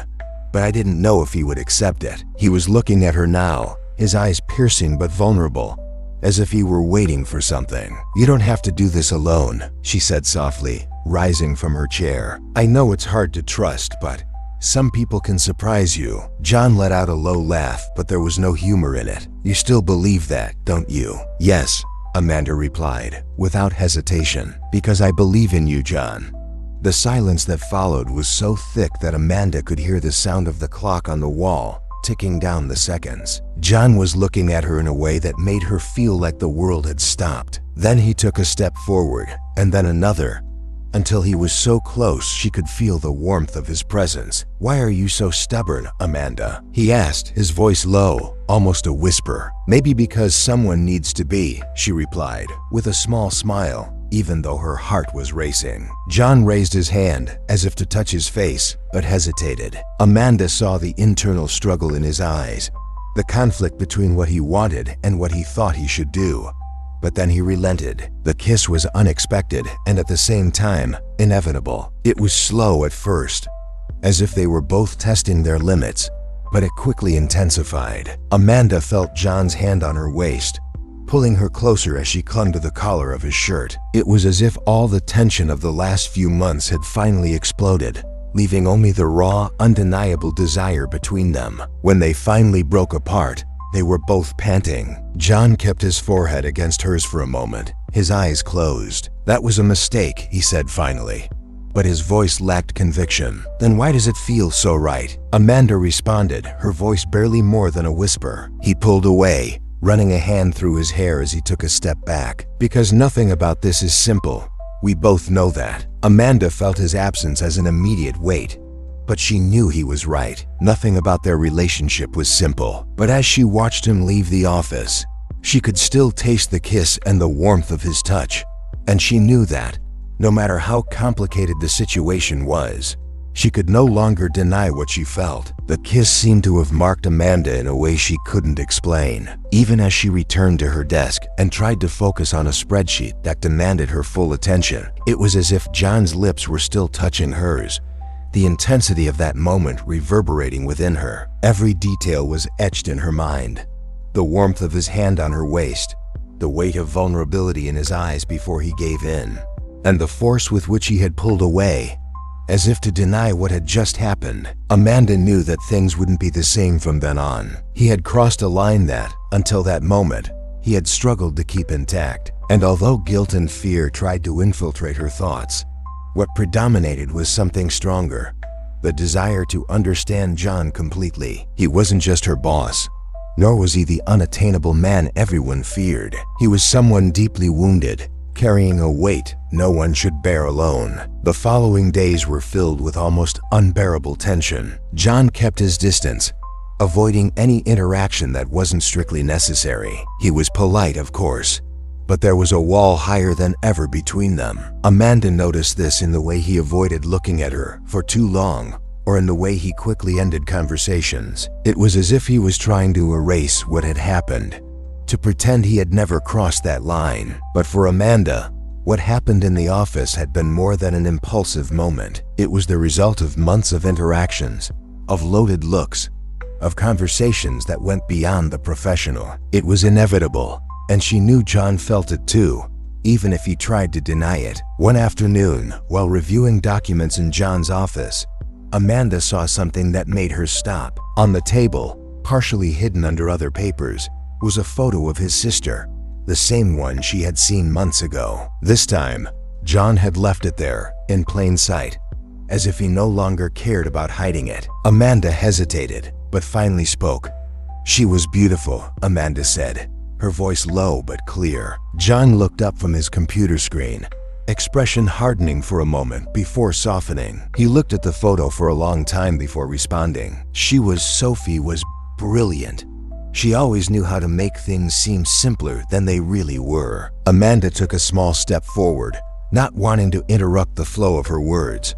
"You said she wanted to meet you that night. Do you know what she meant?" John shook his head, a distant look coming into his eyes. "I don't know for sure. She was worried about something, but never told me what. All I know is that it was urgent enough to make her go out at night, something she hated doing. When I got the call about the accident," he trailed off, running a hand over his face as if trying to erase the memory. "I just knew something was wrong." Amanda felt a tightness in her chest. It was hard to imagine the weight he carried, the guilt and unanswered questions that haunted him. She moved closer, almost without realizing it. "You're still trying to figure out what happened, aren't you?" John nodded slowly, eyes fixed on the photo. "Always.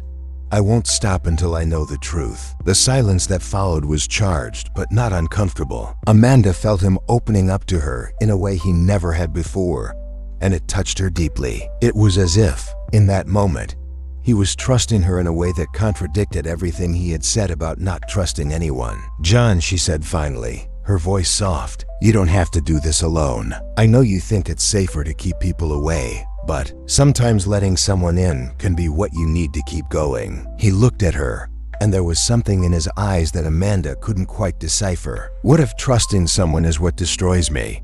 What if it's what saves you?" Amanda replied, without hesitation. The look between them lasted longer than it should have. It was intense, full of unspoken meanings, but neither of them seemed willing to break it. Finally, John looked away, sighing deeply. "You complicate everything, Amanda." She gave a small smile. "I've heard that before." Later that day, Amanda was about to leave the office when she received a text from John, asking to see her. She hesitated for a moment, her heart beating faster, but eventually she went. He was at the window again, as he always did when something disturbed him. "I wanted to thank you," he began, without turning to look at her, "for not giving up, for being here." "I couldn't do that," Amanda replied, slowly approaching. "Not with you." He finally turned around, and Amanda saw something different in his eyes. He looked more vulnerable than ever, as if the weight he was carrying was finally starting to show. "I don't know how to do this," he admitted, voice barely above a whisper. "Let someone in, then start slowly," Amanda said, without taking her eyes off him. "I'm not going anywhere." John's steps were slow as he crossed the distance between them. Amanda felt the air become thicker as he approached, his eyes locked on hers. When he stopped in front of her, so close that she could feel the warmth of his presence, everything seemed to slow down. "Amanda," he began, but his voice trailed off. She raised her hand, hesitantly, but finally touched his face. It was a simple gesture, but loaded with meaning. "It's okay," she said softly. This time, John didn't resist. He leaned in, and his lips found hers in a kiss that was both tender and desperate. Amanda felt as if the entire world had disappeared, leaving just the two of them at that moment. There were no more doubts, no barriers, just the undeniable truth of what they felt for each other. When the kiss ended, they both remained silent, still so close that they could feel each other's breath. John rested his forehead against hers, closing his eyes. "That complicates everything," he said finally. But there was a note of resignation in his voice. "Then we'll deal with it," Amanda replied, her voice firm. John gave a small smile, but still looked worried. "I don't know if I can do this right." "Me neither," Amanda admitted.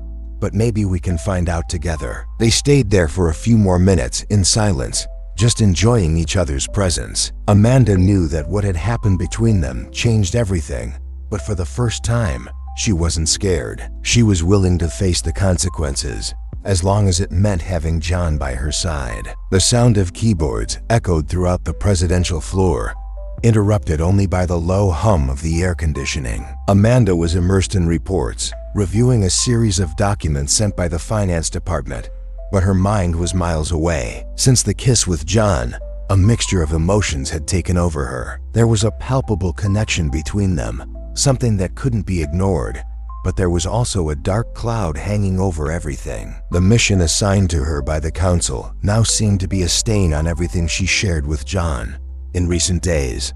While trying to maintain the facade of normality, Amanda had begun to realize that the council's goals went beyond what they had let on. Her connections were more frequent and charged with an urgency she couldn't explain. Something big was happening, and Amanda needed to find out what it was before it was too late. It was in the midst of this turmoil that Amanda received an enigmatic message from the council itself. Urgent meeting, external conference room, 8 p.m. She frowned. It was unusual for the board to convene meetings outside office hours, especially in a location outside the headquarters. Feeling the weight of distrust growing, Amanda decided to attend. When he arrived at the designated address, an inconspicuous corporate building in Midtown Manhattan, he found only 2 of the board members present. They greeted her with neutral expressions, but the atmosphere was charged with tension. "We felt it was time to update you on the true extent of your mission," one of the men said, gesturing for her to sit down.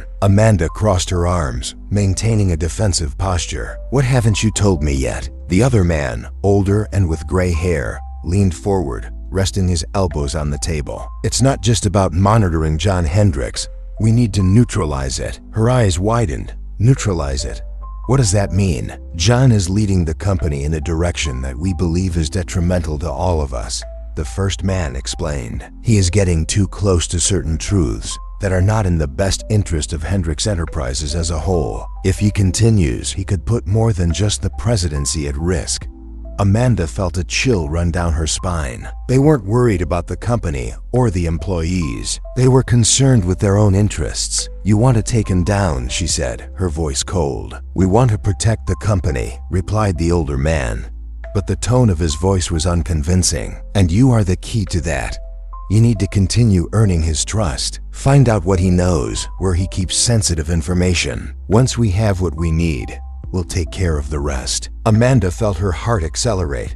"What if I refuse?" The 2 men exchanged glances before responding. "You cannot refuse. Your career, your reputation is at stake. Helping the council is helping yourself, Amanda.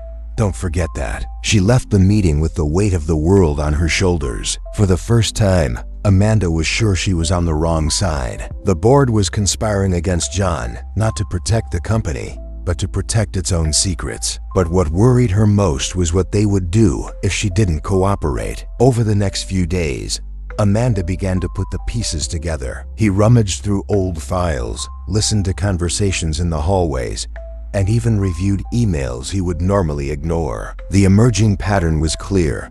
The board was involved in shady practices that John had begun to uncover. Funding the hospital was just a small part of something much bigger. There were hidden financial transactions, agreements with rival companies, and even stock manipulation. John was getting closer to the truth, and the board knew that if he revealed everything, not only would they lose control, but they could face serious legal consequences. But as Amanda tried to protect John without fully exposing what she knew, he began to realize something was wrong. He was too meticulous not to notice the changes in her behavior, the nervousness, the avoided looks, the evasive answers. One afternoon, while Amanda was reviewing contracts at her desk, John showed up unexpectedly. He was serious but not cold, which was even more disconcerting.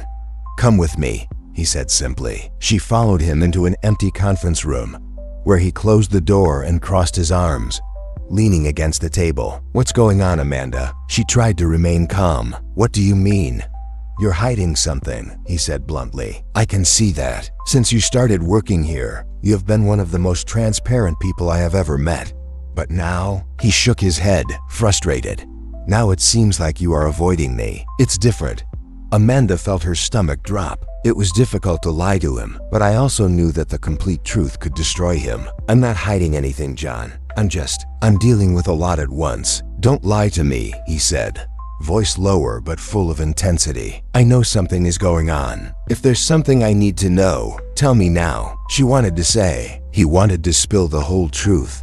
Tell him about the council, about the conspiracy, about how they were using him to try to overthrow him. But he knew that if he did that, he would put John at even greater risk. He was already fighting so many enemies, and she couldn't be another problem in his life. John, I can't, she said finally, her voice breaking. Can't or don't want to? He took a step forward, his eyes locked on hers. Because if there's one thing I've learned about you, Amanda, it's that you always do what you believe is right. So if you're hiding something from me, there must be a reason. She looked away, feeling tears begin to form. I don't want to hurt you, she said, almost in a whisper. John was silent for a moment, studying her. Then he took a step back, taking a deep breath. Amanda, the only thing that hurts me is knowing that you don't trust me enough to be honest. She felt his words like a blow, but she didn't respond. John shook his head, looking disappointed, and left the room, leaving Amanda alone with her guilt. Later, while at her desk, Amanda received an email from John. It wasn't a task request, but a short and simple message. When you're ready to be honest, I'll be here. Amanda closed her eyes, feeling the weight of that message. He was still willing to trust her, even if she hadn't given him any reason to. But the question was, would she be ready before it was too late? The morning started with a different heaviness in the air. Amanda arrived at the office earlier than usual in an attempt to organize her thoughts before facing the day. John's message still lingered in his mind like a constant shadow. When you're ready to be honest, I'll be here. He knew there was something wrong. I knew she was hiding something important. And deep down, Amanda knew she couldn't keep it up for long. But before she could even plan how to approach him, John appeared next to her desk. He seemed determined but not hostile, which disconcerted her. Come with me, he said, without preamble. She followed him into his office, where he closed the door and headed straight for a locked drawer. After unlocking it, he took out a folder full of documents and placed it on the table, looking directly at Amanda. I need your help, he said, crossing his arms as she remained silent, surprised by the sudden statement. My help? Amanda repeated, still trying to understand what was happening. John nodded, leaning across the table and opening the folder. These documents are evidence that one of the board members is involved in illegal activities that are putting the company at risk. She approached, her eyes fixed on the papers he was organizing. There were bank statements, printed emails, even transcribed recordings of suspicious conversations. Amanda immediately recognized a few names, including one she knew was linked to the group that had given her orders. How did you get that? She asked, her voice barely above a whisper. John gave a bitter smile. When you spend years being betrayed and manipulated, you learn to be cautious. I've been putting these pieces together for months, but I still don't have everything I need to confront them. That's where you come in. Amanda felt her stomach drop. He trusted her enough to share something so delicate, and that only made his position even more untenable. But at the same time, she knew this was her chance to right some of the damage. What do you want me to do? She asked, trying to keep her voice steady. I need you to help me connect these dots, John said, moving the papers around on the table to show the gaps in his investigation. You have access to information that I cannot reach. And honestly, you're one of the only people here I trust. His words hit Amanda like a blow. Guilt consumed her, but she couldn't back down. He needed her, and at that moment, that was all that mattered. I'll do what I can, she replied, her voice softer now. John nodded, looking relieved. Thanks. The two spent the next few hours immersed in the documents. John was methodical, patiently explaining each detail, while Amanda took notes and suggested strategies for filling in the gaps. As they worked together, Amanda noticed something she had never noticed before. John was more relaxed than usual. There was a lightness in his posture, a confidence that was evident even in the midst of the gravity of the situation. But for Amanda, every moment they spent together only reinforced the gravity of her own position. If John found out that she had been placed there by the council, everything they were building would fall apart. And worse, she wasn't sure if he would be able to forgive her. By the end of the day, Amanda and John had made significant progress. They had identified a clear pattern of suspicious financial movements that linked one of the board members to a series of illegal transactions. It was enough to start devising a plan. But there was still one crucial piece missing: access to the council's private servers, where John believed the rest of the evidence was hidden. "I can't access that directly," said John, looking at Amanda with a wary expression. "But you can." Amanda felt her heart race. "Do you want me to hack the servers?" "Not exactly," he replied. "I want you to find a way to access the files without raising suspicion. I know you can do this, and I trust you to be discreet." She wanted to tell the truth at that moment, to explain that her position already gave her access to that information, but that using it would be a risk for both of them. But the way he looked at her, with so much respect and trust, made her hesitate. "I'll figure out a way," she finally replied, knowing that her response only delayed the inevitable. Later that night, as they reviewed the documents once again, Amanda noticed that John was watching her with a softer gaze. When she looked up, she found his eyes fixed on hers, and the silence that followed was charged with something more than professionalism. "You know you don't have to do this," he said suddenly, his voice lower. "Do what?" she asked, confused. "Carrying the weight of all this with me," he replied, gesturing to the papers on the table.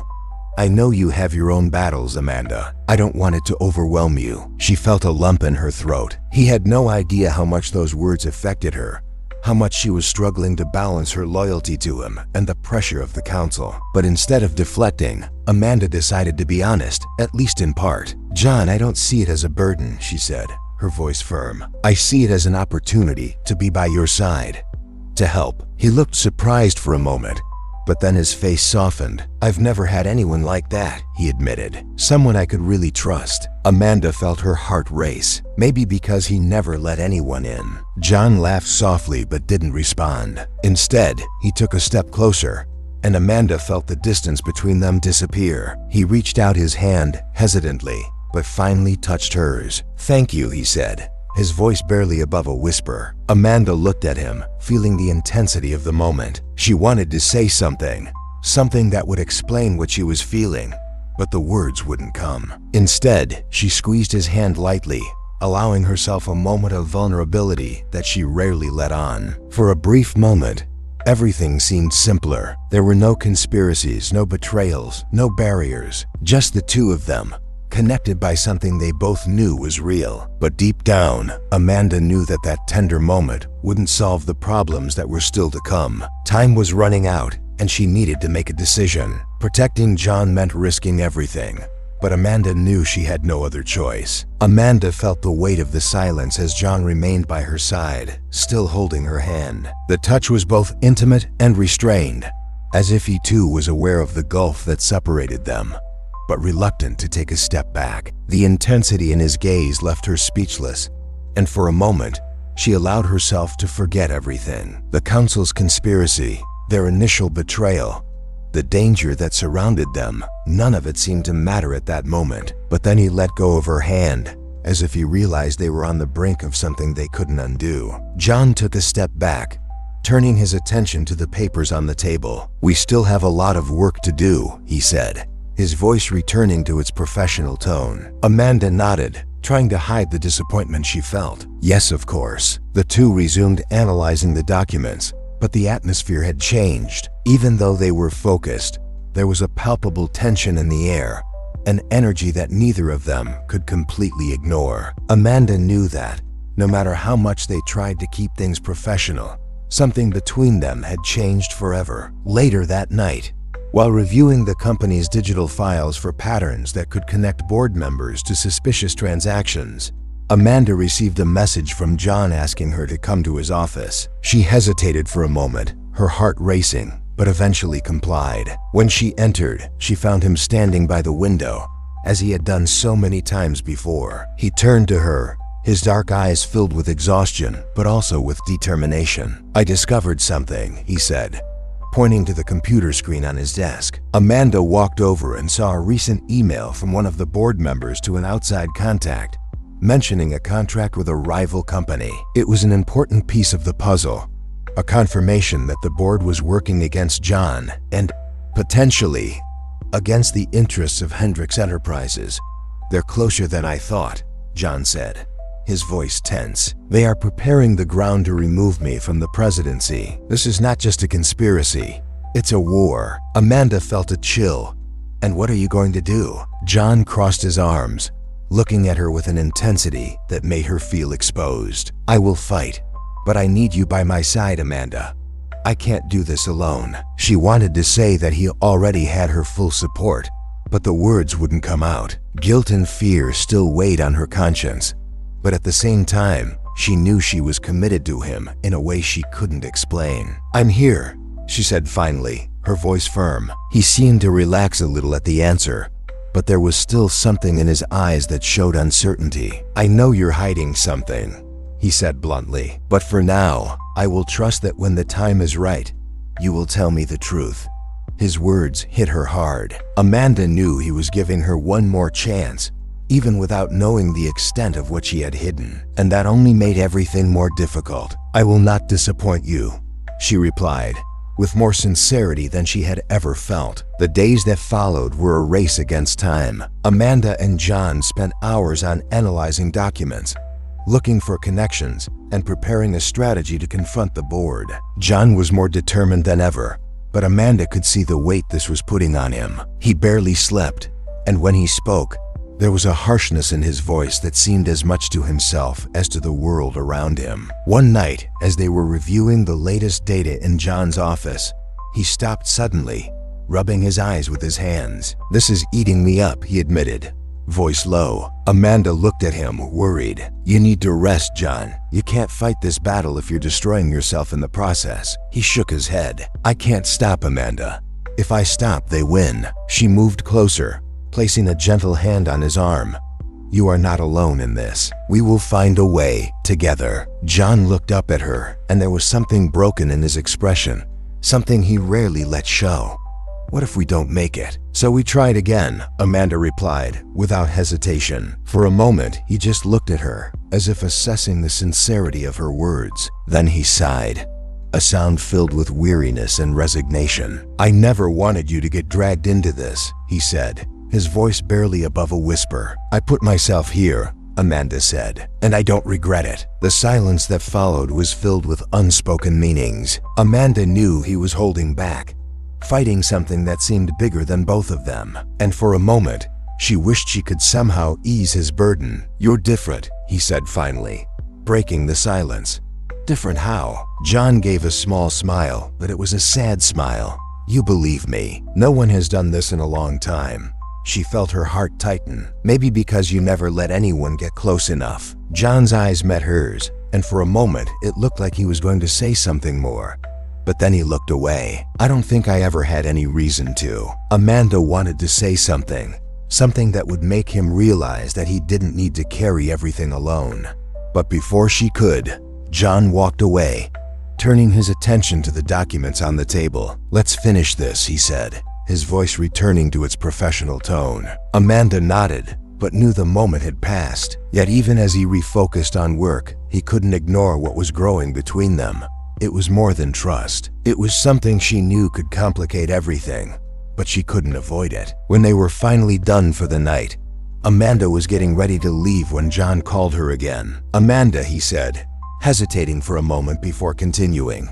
"Thanks for everything." She gave a small smile. "You don't need to thank me." "Yes, I do," he replied, his voice softer, "because I know that, without you, this would be impossible." She felt her heart tighten again, but just nodded before leaving. As she walked through the empty office hallways, Amanda knew she was approaching a crossroads. Protecting John meant betraying the council, but continuing to lie to him was something she didn't know if she could do much longer. One thing, however, she was sure of. She was willing to do anything to ensure he emerged victorious, even if it meant sacrificing everything. The tension had become almost palpable at Hendrix Enterprises. Amanda could see the quick glances and whispers in the hallways whenever she passed, as if everyone knew something was about to happen. But none of that bothered her as much as the feeling that the ground beneath her feet was beginning to crumble. John still seemed to trust her, still allowed her to be by his side as they uncovered the council's dark secrets. But Amanda knew that the truth was always lurking, ready to destroy everything. That morning, she entered the office with the determination to continue helping John, even if it meant carrying the guilt and uncertainty for longer. But when she opened the door to her office, she immediately knew something was wrong. His table was empty. All the documents and notes he had left there the night before were gone. Before he could think of an explanation, he received a dry message on his cell phone. "Come to my office now." The chill down my spine was immediate. Amanda picked up her bag and walked towards John's room, each step feeling heavier than the last. When she entered, she found him standing with his back to her, looking out the window. The sunlight illuminated the outline of his figure, but there was something about the rigidity of his shoulders that made her alert. "Did you want to see me?" Amanda asked, trying to sound calm, but her voice wavered slightly. John turned slowly, his eyes fixed on her with an intensity that made her freeze. He held a folder in his hands, one that she immediately recognized as the council's. "I need you to be honest with me, Amanda," he said, his voice low but filled with restrained strength. Amanda's heart skipped a beat. She felt the weight of his words and knew there was no escape. "About what?" John threw the folder onto the table with force, causing the papers to scatter. "About that. About the fact that you were put here to spy on me. About the fact that you are working with the same people who are trying to destroy me." Amanda felt the air leave her lungs. She looked at the papers, seeing clear evidence of her connection to the council. She didn't know how he had managed it, but it was all there.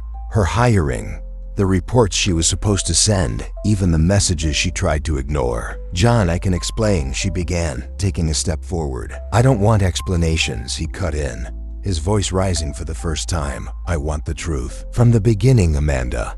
What were you doing here?" She took a deep breath, knowing there was no more lying. "I was hired by the council to monitor you. They told me there were suspicions about their decisions, and that I needed to report any behavior that could compromise the company." The hurt in John's eyes was like a knife. "And you did this? Did you report my every step, every decision, like a good spy?" "No," Amanda responded quickly, her voice shaking. "I never sent them anything. I never wanted to hurt you, John. From the moment I started working here, I realized they were wrong about you." "But you didn't tell me," he said, his voice now lower, but still thick with anger. "You stood here, pretending to be someone I could trust, while carrying a secret that could destroy me. I was trying to protect you," Amanda pleaded, feeling tears begin to form. "I realized they weren't just worried about the company. They wanted to take you down, and I couldn't let that happen." "Then why didn't you tell me?" asked John, stepping forward, his eyes shining with excitement. "Why did you wait until I figured it out on my own? You know what this means to me, Amanda. Trust is everything, and you destroyed it."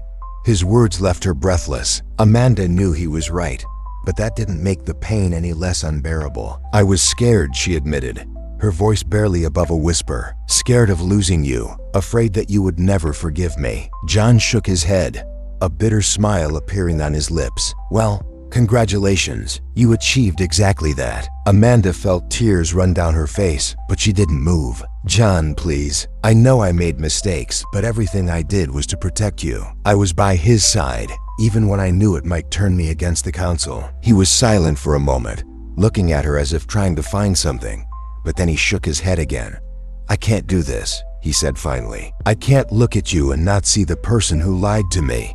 Amanda felt her heart break. "John, please, don't do this. You're fired," he said, his voice cold and final. "I want you to pack your things and leave the company today." His words were like a final blow. Amanda felt the ground disappear beneath her feet, but she knew there was nothing more she could say. She nodded slowly, wiping away her tears as she tried to regain some composure. "If that's what you want," she said finally, before leaving the room without looking back. When she arrived at her desk, her colleagues' eyes followed her, but no one dared to say anything. Amanda picked up her things silently, trying to ignore the overwhelming feeling that she had lost everything.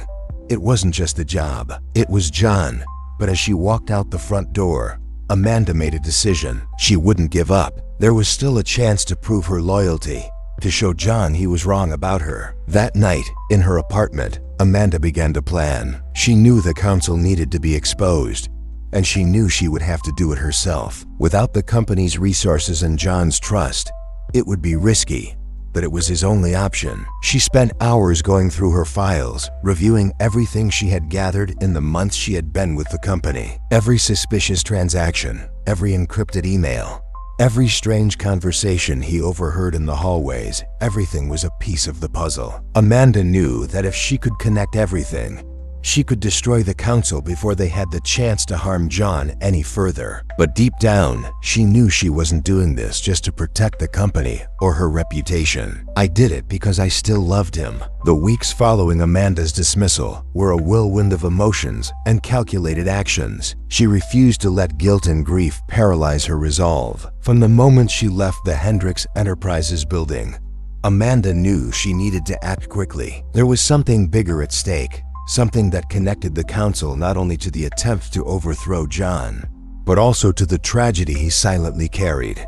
The days began to blend into an intense research routine. Amanda reviewed old emails, financial connections, and any records she still had access to. She knew she was treading dangerous territory, but each new discovery reinforced her conviction that she was on the right path. It was early one morning, while crossing financial data with old company reports, that he finally found the missing piece. One of the companies linked to the corrupt board member, a man named Richard Langley, who had always been discreet but influential in Hendricks Enterprises' decisions, owned the truck that had caused Sophie's accident. Amanda almost couldn't believe it when she saw the connection emerge before her eyes. Langley had been involved in trying to sabotage John since long before his ascension to the presidency. And now everything made sense. The hospital, John's visits, the guilt he carried. But Amanda knew that this information was not enough. She needed irrefutable proof for Langley to be exposed, and that would require far more than she could do alone. She knew she needed to tell John, but that meant facing his wrath again, and Amanda wasn't sure she was ready for that. Still, she decided to send an anonymous message, asking him to meet her in a public place. The meeting was scheduled for a discreet coffee shop in downtown Manhattan. Amanda arrived early, sitting at a table in the corner where she had a clear view of the entrance. She knew there was a chance John would ignore the request, but deep down she hoped that curiosity, or perhaps something else, would bring him here. When he entered, Amanda felt her heart race. John was as impeccable as ever, but there was something different about him, a rigidity in his shoulders, a closed expression that didn't disappear even when his eyes met hers. He approached the table and sat down without saying a word, just crossing his arms and waiting for her to speak. "Thank you for coming," Amanda began nervously. "I almost didn't come," he said bluntly. "Then I hope you have something really important to say." She took a deep breath, picking up a folder she had brought and placing it on the table. "I found something you need to see." John looked at the folder skeptically before opening it. As he leafed through the documents, his expression changed from one of suspicion to something darker. He looked up at Amanda, and she saw the anger beginning to surface. "Do you have any idea what that means?" he asked, his voice low but full of emotion. "Yes," Amanda replied, keeping her gaze fixed on his.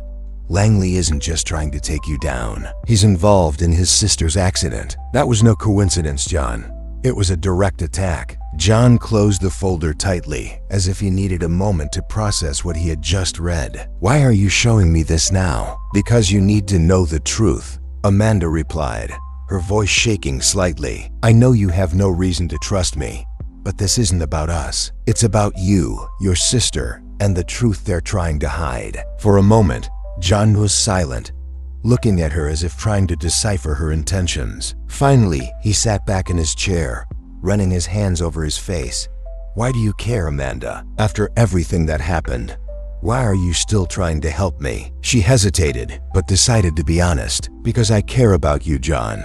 I always cared, and I won't let them destroy you." John looked at her for a long time, and Amanda saw something change in his expression. The anger was still there, but there was a spark of something more. Maybe it was doubt, or maybe it was the beginning of a reconciliation he wasn't ready to admit. "If what you say is true, then we have a bigger problem than I realized," he said finally, turning his attention to the folder. "But if we're going to deal with this, I need to know I can trust you." Amanda felt her heart tighten. "You can," she said firmly. He nodded slowly, but said nothing more. Later, as Amanda walked back to her apartment, she felt something was wrong. There was a car parked across the street, which she noticed had been there since leaving the coffee shop. The same car followed her for several blocks, maintaining a distance that seemed carefully calculated. When she arrived at the building, Amanda decided to confront the situation. She turned suddenly and saw a man getting out of the car, wearing a black suit and with an expression that left no doubt about his intentions. "We can talk?" he asked, but his tone was anything but friendly. Amanda crossed her arms, trying not to show the fear she felt. "Who are you? And what do you want?" "You're getting involved in something you shouldn't be involved in," the man replied. "And this could end badly for you if it continues." "Is it a threat?" Amanda asked, trying to keep her voice steady. "It's a warning," he replied, before getting into the car again and driving away. Amanda knew that wasn't just a warning. It was a declaration of war. And now, more than ever, he needed John's help. The next day, John unexpectedly showed up at his apartment. Amanda was surprised to see him, but his serious expression made it clear he had something important to say. "You were right," he said bluntly. "Langley is involved in a lot more than I realized, but we need more evidence to bring him down." Amanda nodded, feeling a mix of relief and concern. "I have some ideas where we can start." John looked at her with an expression she couldn't completely decipher. "If we're going to do this, we need to be together. No secrets, Amanda. I can't handle any more lies." She took a deep breath, feeling the weight of those words. "No secrets," he promised. The two spent the entire day planning, reviewing documents, and outlining strategies. Amanda realized that, despite all the tension between them, there was still a strong connection, a trust that was beginning to rebuild, even if slowly. As they worked side by side, Amanda felt something she hadn't felt in weeks. Hope. Maybe there was a chance to right his wrongs, and at the same time protect John from everyone who wanted to see him fall. Hendricks Enterprises' annual gala was one of the most anticipated moments on the corporate calendar. It was the night when the main investors, partners, and board members gathered to celebrate the company's achievements, outline plans for the future, and strengthen strategic alliances. But that year, for Amanda and John, the event wasn't just a celebration. It was the perfect opportunity to unmask Richard Langley and expose the web of corruption he had woven within the company. The event hall in Midtown Manhattan was impeccably decorated. Crystal chandeliers illuminated the room with a golden glow, while waiters in elegant attire served glasses of champagne to guests who chatted animatedly. Amanda looked flawless in a simple yet elegant navy blue dress that highlighted her confident stance. On the outside, she seemed completely in control, but inside, the whirlwind of emotions was uncontrollable. John was at her side, his presence commanding as always. He wore a perfectly tailored tuxedo, but there was something different about his expression. He seemed more relaxed but also more focused than ever. They had spent the last few weeks crafting a careful plan for tonight, and Amanda knew that success or failure would depend on how in sync they acted. "Are you ready?" John asked, his voice low enough for only her to hear. Amanda looked at him, her eyes meeting his for a brief moment that seemed to last an eternity. "I'm ready. And you?" John gave a small smile. "Always." Their plan was simple but risky. With Amanda's help, John had managed to collect additional evidence that connected Langley to illicit financial transactions, suspicious deals with rival companies, and most importantly, John's sister's accident. However, this evidence needed to be presented in a way that left no doubt, and tonight's event was the best chance to do so. The first stage depended on Amanda. She was to distract Langley and ensure he remained in the main hall, while John accessed a secure terminal in the conference room to transfer data for a presentation that would be shown in the second half of the evening. It was a dangerous game, but they both knew it was now or never. Amanda spotted Langley near the bar, surrounded by some investors who were laughing at something he had said. He was a distinguished-looking man, with neatly combed gray hair and a shallow smile that never seemed to reach his eyes. Amanda approached with a polite smile, balancing a glass of champagne in her hand. "Mr. Langley," she said, catching his attention. Langley turned, his eyes quickly assessing her before smiling. "Amanda Collins. What a pleasant surprise. I thought you left the company." "Let's just say my connection to Hendrix Enterprises is still strong," she replied, keeping her tone casual. "I'd like to talk to you about some ideas that might interest the board." Langley raised an eyebrow, intrigued. "Ideas, you say? Well, I have a moment. Let's talk." While Amanda kept Langley busy with a carefully planned conversation about international expansion strategy, something she knew he couldn't resist discussing, John quietly headed to the conference room. He quickly entered the access codes he had obtained with Amanda's help and inserted a flash drive into the terminal. The file loaded slower than he expected, and John felt sweat pool at the base of his neck. Finally, the progress bar reached 100%, and the system confirmed that the data had been integrated into the main event presentation. When he returned to the lounge, John spotted Amanda still talking to Langley. She seemed completely at ease, but he knew she was on full alert. When their eyes met, Amanda gave a slight nod, which was the sign that everything was in place. Shortly afterwards, the lights in the hall dimmed, and one of the company's directors took the stage to begin the evening's main speech. It was the moment everyone had been waiting for, and Langley certainly wasn't prepared for what was about to happen. John strategically positioned himself at the side of the room, where he could observe Langley's reaction. Amanda stood near the stage, pretending to pay attention to the speech, but her eyes occasionally glanced at John. The speech began like any other, with graphs and numbers celebrating the growth of Hendrix Enterprises. But then the screen displayed something completely different: suspicious financial transactions, compromising emails, and evidence that linked Langley directly to Sophie's accident. A murmur began to travel through the hall, quickly turning into a shockwave. Langley stood up abruptly, his expression changing from surprise to anger. "This is absurd," he shouted, interrupting the event. "This presentation has been tampered with." John took advantage of the moment to go up to the stage, taking the microphone. "This evidence is real," he said, his firm voice echoing through the room. "And they show that Richard Langley not only betrayed the trust of this company, but was also responsible for actions that resulted in tragic consequences for my family." The silence that followed was deafening. All eyes were fixed on John, while Langley seemed lost in his own anger and despair. "That's a ridiculous accusation," retorted Langley, but his voice was shaking.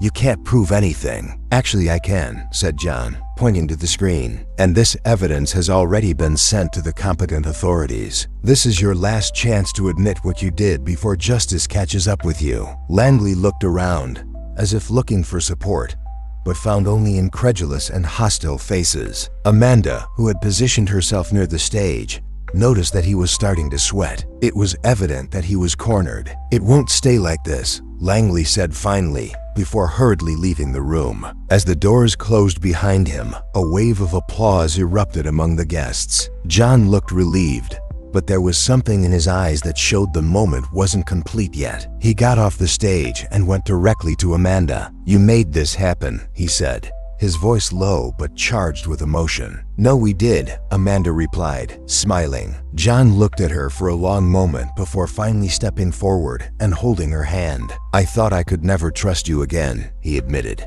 "but you proved me wrong." Amanda felt tears starting to form, but she kept her smile. "I will never give up on you, John. Never." The two were silent, but the world around them seemed to have disappeared. The danger, the betrayals of the past no longer mattered. At that moment, they were a perfect team, ready to face anything together. The arrest of Richard Langley was the event that shook the structures of Hendrix Enterprises and, at the same time, brought an air of renewal to the company. The day after the gala, newspaper headlines read, "Corporate scandal at Hendrix Enterprises.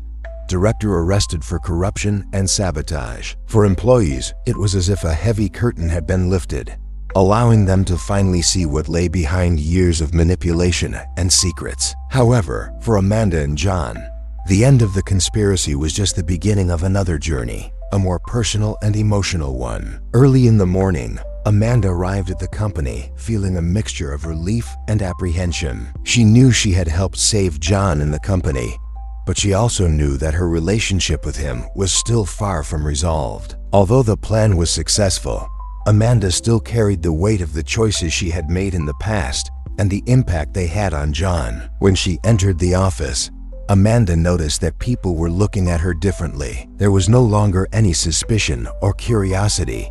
The looks were now of admiration and respect. She felt the warmth of recognition, but didn't let it distract her. Shortly afterwards, he received a message from John asking him to come to his office. The tone was direct as always, but there was something about the message that seemed more personal than professional. Amanda took a deep breath before opening the door. John was sitting behind his desk, but unlike his usual posture, he seemed relaxed, almost thoughtful. He looked up when Amanda entered, and a faint smile curved his lips. "You're early," he said, gesturing for her to sit. "I thought it would be better this way," Amanda replied, sitting in the chair across from him. John was silent for a moment, as if he was choosing his words carefully. Finally, he leaned forward, resting his elbows on the table. "I wanted to thank you," he said, his voice softer than Amanda expected.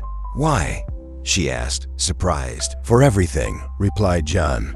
"For not giving up, even when I was ready to give up on you." Amanda felt her heart tighten. His words were a reminder of everything they had been through, of the hurt and disagreements, but also of the connection they had built. "I could never give up on you, John. Even when you pushed me away, I knew I needed to do what was right." He nodded, eyes fixed on hers. "I was wrong about a lot of things, Amanda. About you, about trusting people, but you showed me that sometimes trusting is the only way to move forward." His words were filled with an honesty that Amanda rarely saw. She knew how hard it was for John to open up, and the fact that he was doing it now meant more than he could imagine. "I just wanted to help," she said, her voice barely above a whisper, "even when I thought you would never forgive me." John was silent for a moment before getting up and walking to the window. He looked outside, hands in his pockets, before speaking again. "You were more than just a help, Amanda. You were the missing piece. Not just to solve this, but for me." Amanda felt air trapped in her lungs. His words were simple, but carried with a weight she couldn't ignore. "What are you saying?" he asked, his voice wavering. John turned, slowly walking towards her. When he stopped in front of her chair, he looked at her with an intensity that made her forget everything around her. "I'm saying that, despite everything, I can't ignore how I feel about you." Amanda's heart skipped a beat. She tried to speak, but the words wouldn't come. Finally, she stood up, facing him. "John, Before he could finish his sentence, John reached up, gently touching his face. "I know it's not simple. Nothing about us is. But I'm willing to try, if you are too." Amanda felt tears begin to form, but this time they weren't tears of sadness or guilt. They were of relief and hope. She placed her hand over his, holding it firmly. "I was always willing, John. I was just hoping you noticed." The silence between them was filled with the intensity of the moment. When John finally leaned in, Amanda closed her eyes, feeling the warmth of his lips against hers. The kiss was soft at first, as if they were both testing their limits, but it quickly became deeper, filled with all the passion and tension they had held for so long. When they broke apart, they were both panting but smiling. John kept his forehead pressed against hers, his eyes closed for a moment before opening them and looking directly into hers. "That complicates everything," he said, but there was a hint of humor in his voice. "I guess we're used to complications by now," Amanda replied, laughing softly. John took a step back, still holding her hand. "You are right, but for the first time, I think I'm ready to face anything, as long as you're by my side." Amanda nodded, feeling a warmth spread through her chest. "For the first time in a long time, I felt like everything was exactly where it should be." The rest of the day was filled with meetings and the reorganization of projects that had been interrupted during the crisis. But this time, Amanda and John worked with a synchrony that went beyond professional. There was a mutual understanding, a connection that didn't need words to be felt. Later, as Amanda prepared to leave, John appeared next to her table. He looked more relaxed than she had seen him in months, and the smile he gave was genuine. "Do you have dinner plans?" he asked, casually. Amanda laughed, shaking her head. "I don't think so." "Good," he said, offering his hand. "Then let's resolve this." Amanda took his hand without hesitation, feeling that, for the first time, She was about to embark on something that wasn't just a mission or a job, but a new chance at happiness. The air was lighter that day, as if the weight of the previous weeks was finally lifting. The sun shone through the windows of John's office, creating an almost unreal scene, considering how long they had lived to get there. The company was back on track, now clean of the corruption that had nearly destroyed everything.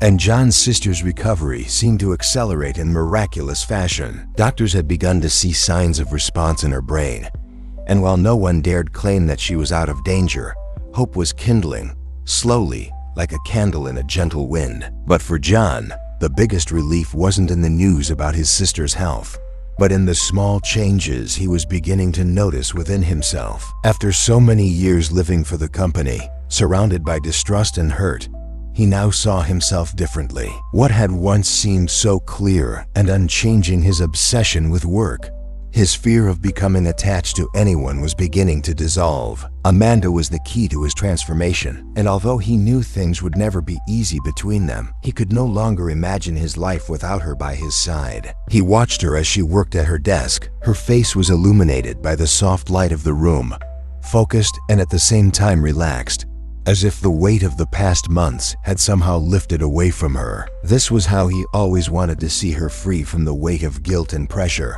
without the shadows of the past to obscure the future. Amanda looked up and found him watching her. She smiled shyly, recognizing the intensity of his gaze, but said nothing. It didn't need to. They had reached a place where words were no longer necessary to understand what the other felt. It was a silent, deep, and powerful connection. John stood up from his chair, walking towards her leisurely. When he stopped in front of her, Amanda raised her head, a little surprised by the gesture, but didn't back away. He held out his hand and she took it, standing up beside him. "Amanda," he began, his voice softer than she expected. "You've already shown me more than I could ask for in terms of loyalty and courage. You've saved me from myself at many times. But now, I want to offer something in return. Not just a place here at the company, but something you perhaps he wanted it more than any position." Amanda looked at him without understanding at first. He was speaking so seriously, she could barely process his words.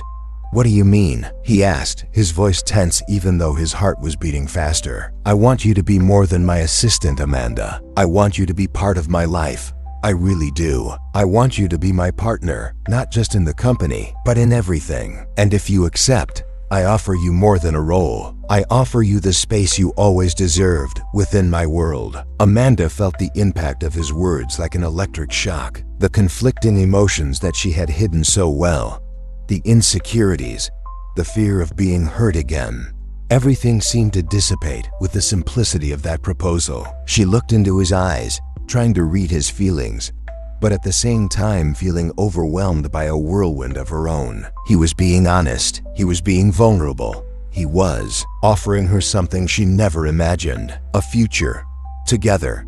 But at the same time, Amanda knew she couldn't just accept it. There was more at stake now. There was more than just their own feelings and the connection they shared. She had become involved with the mission. She knew that as much as her loyalty lay with John, the forces that had caused all the chaos in their lives were still very much present.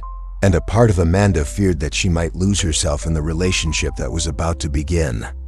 She began, but the words caught in her throat. He didn't know how to express the turmoil inside him. "I don't know, John. But he stopped her, gently pulling her closer.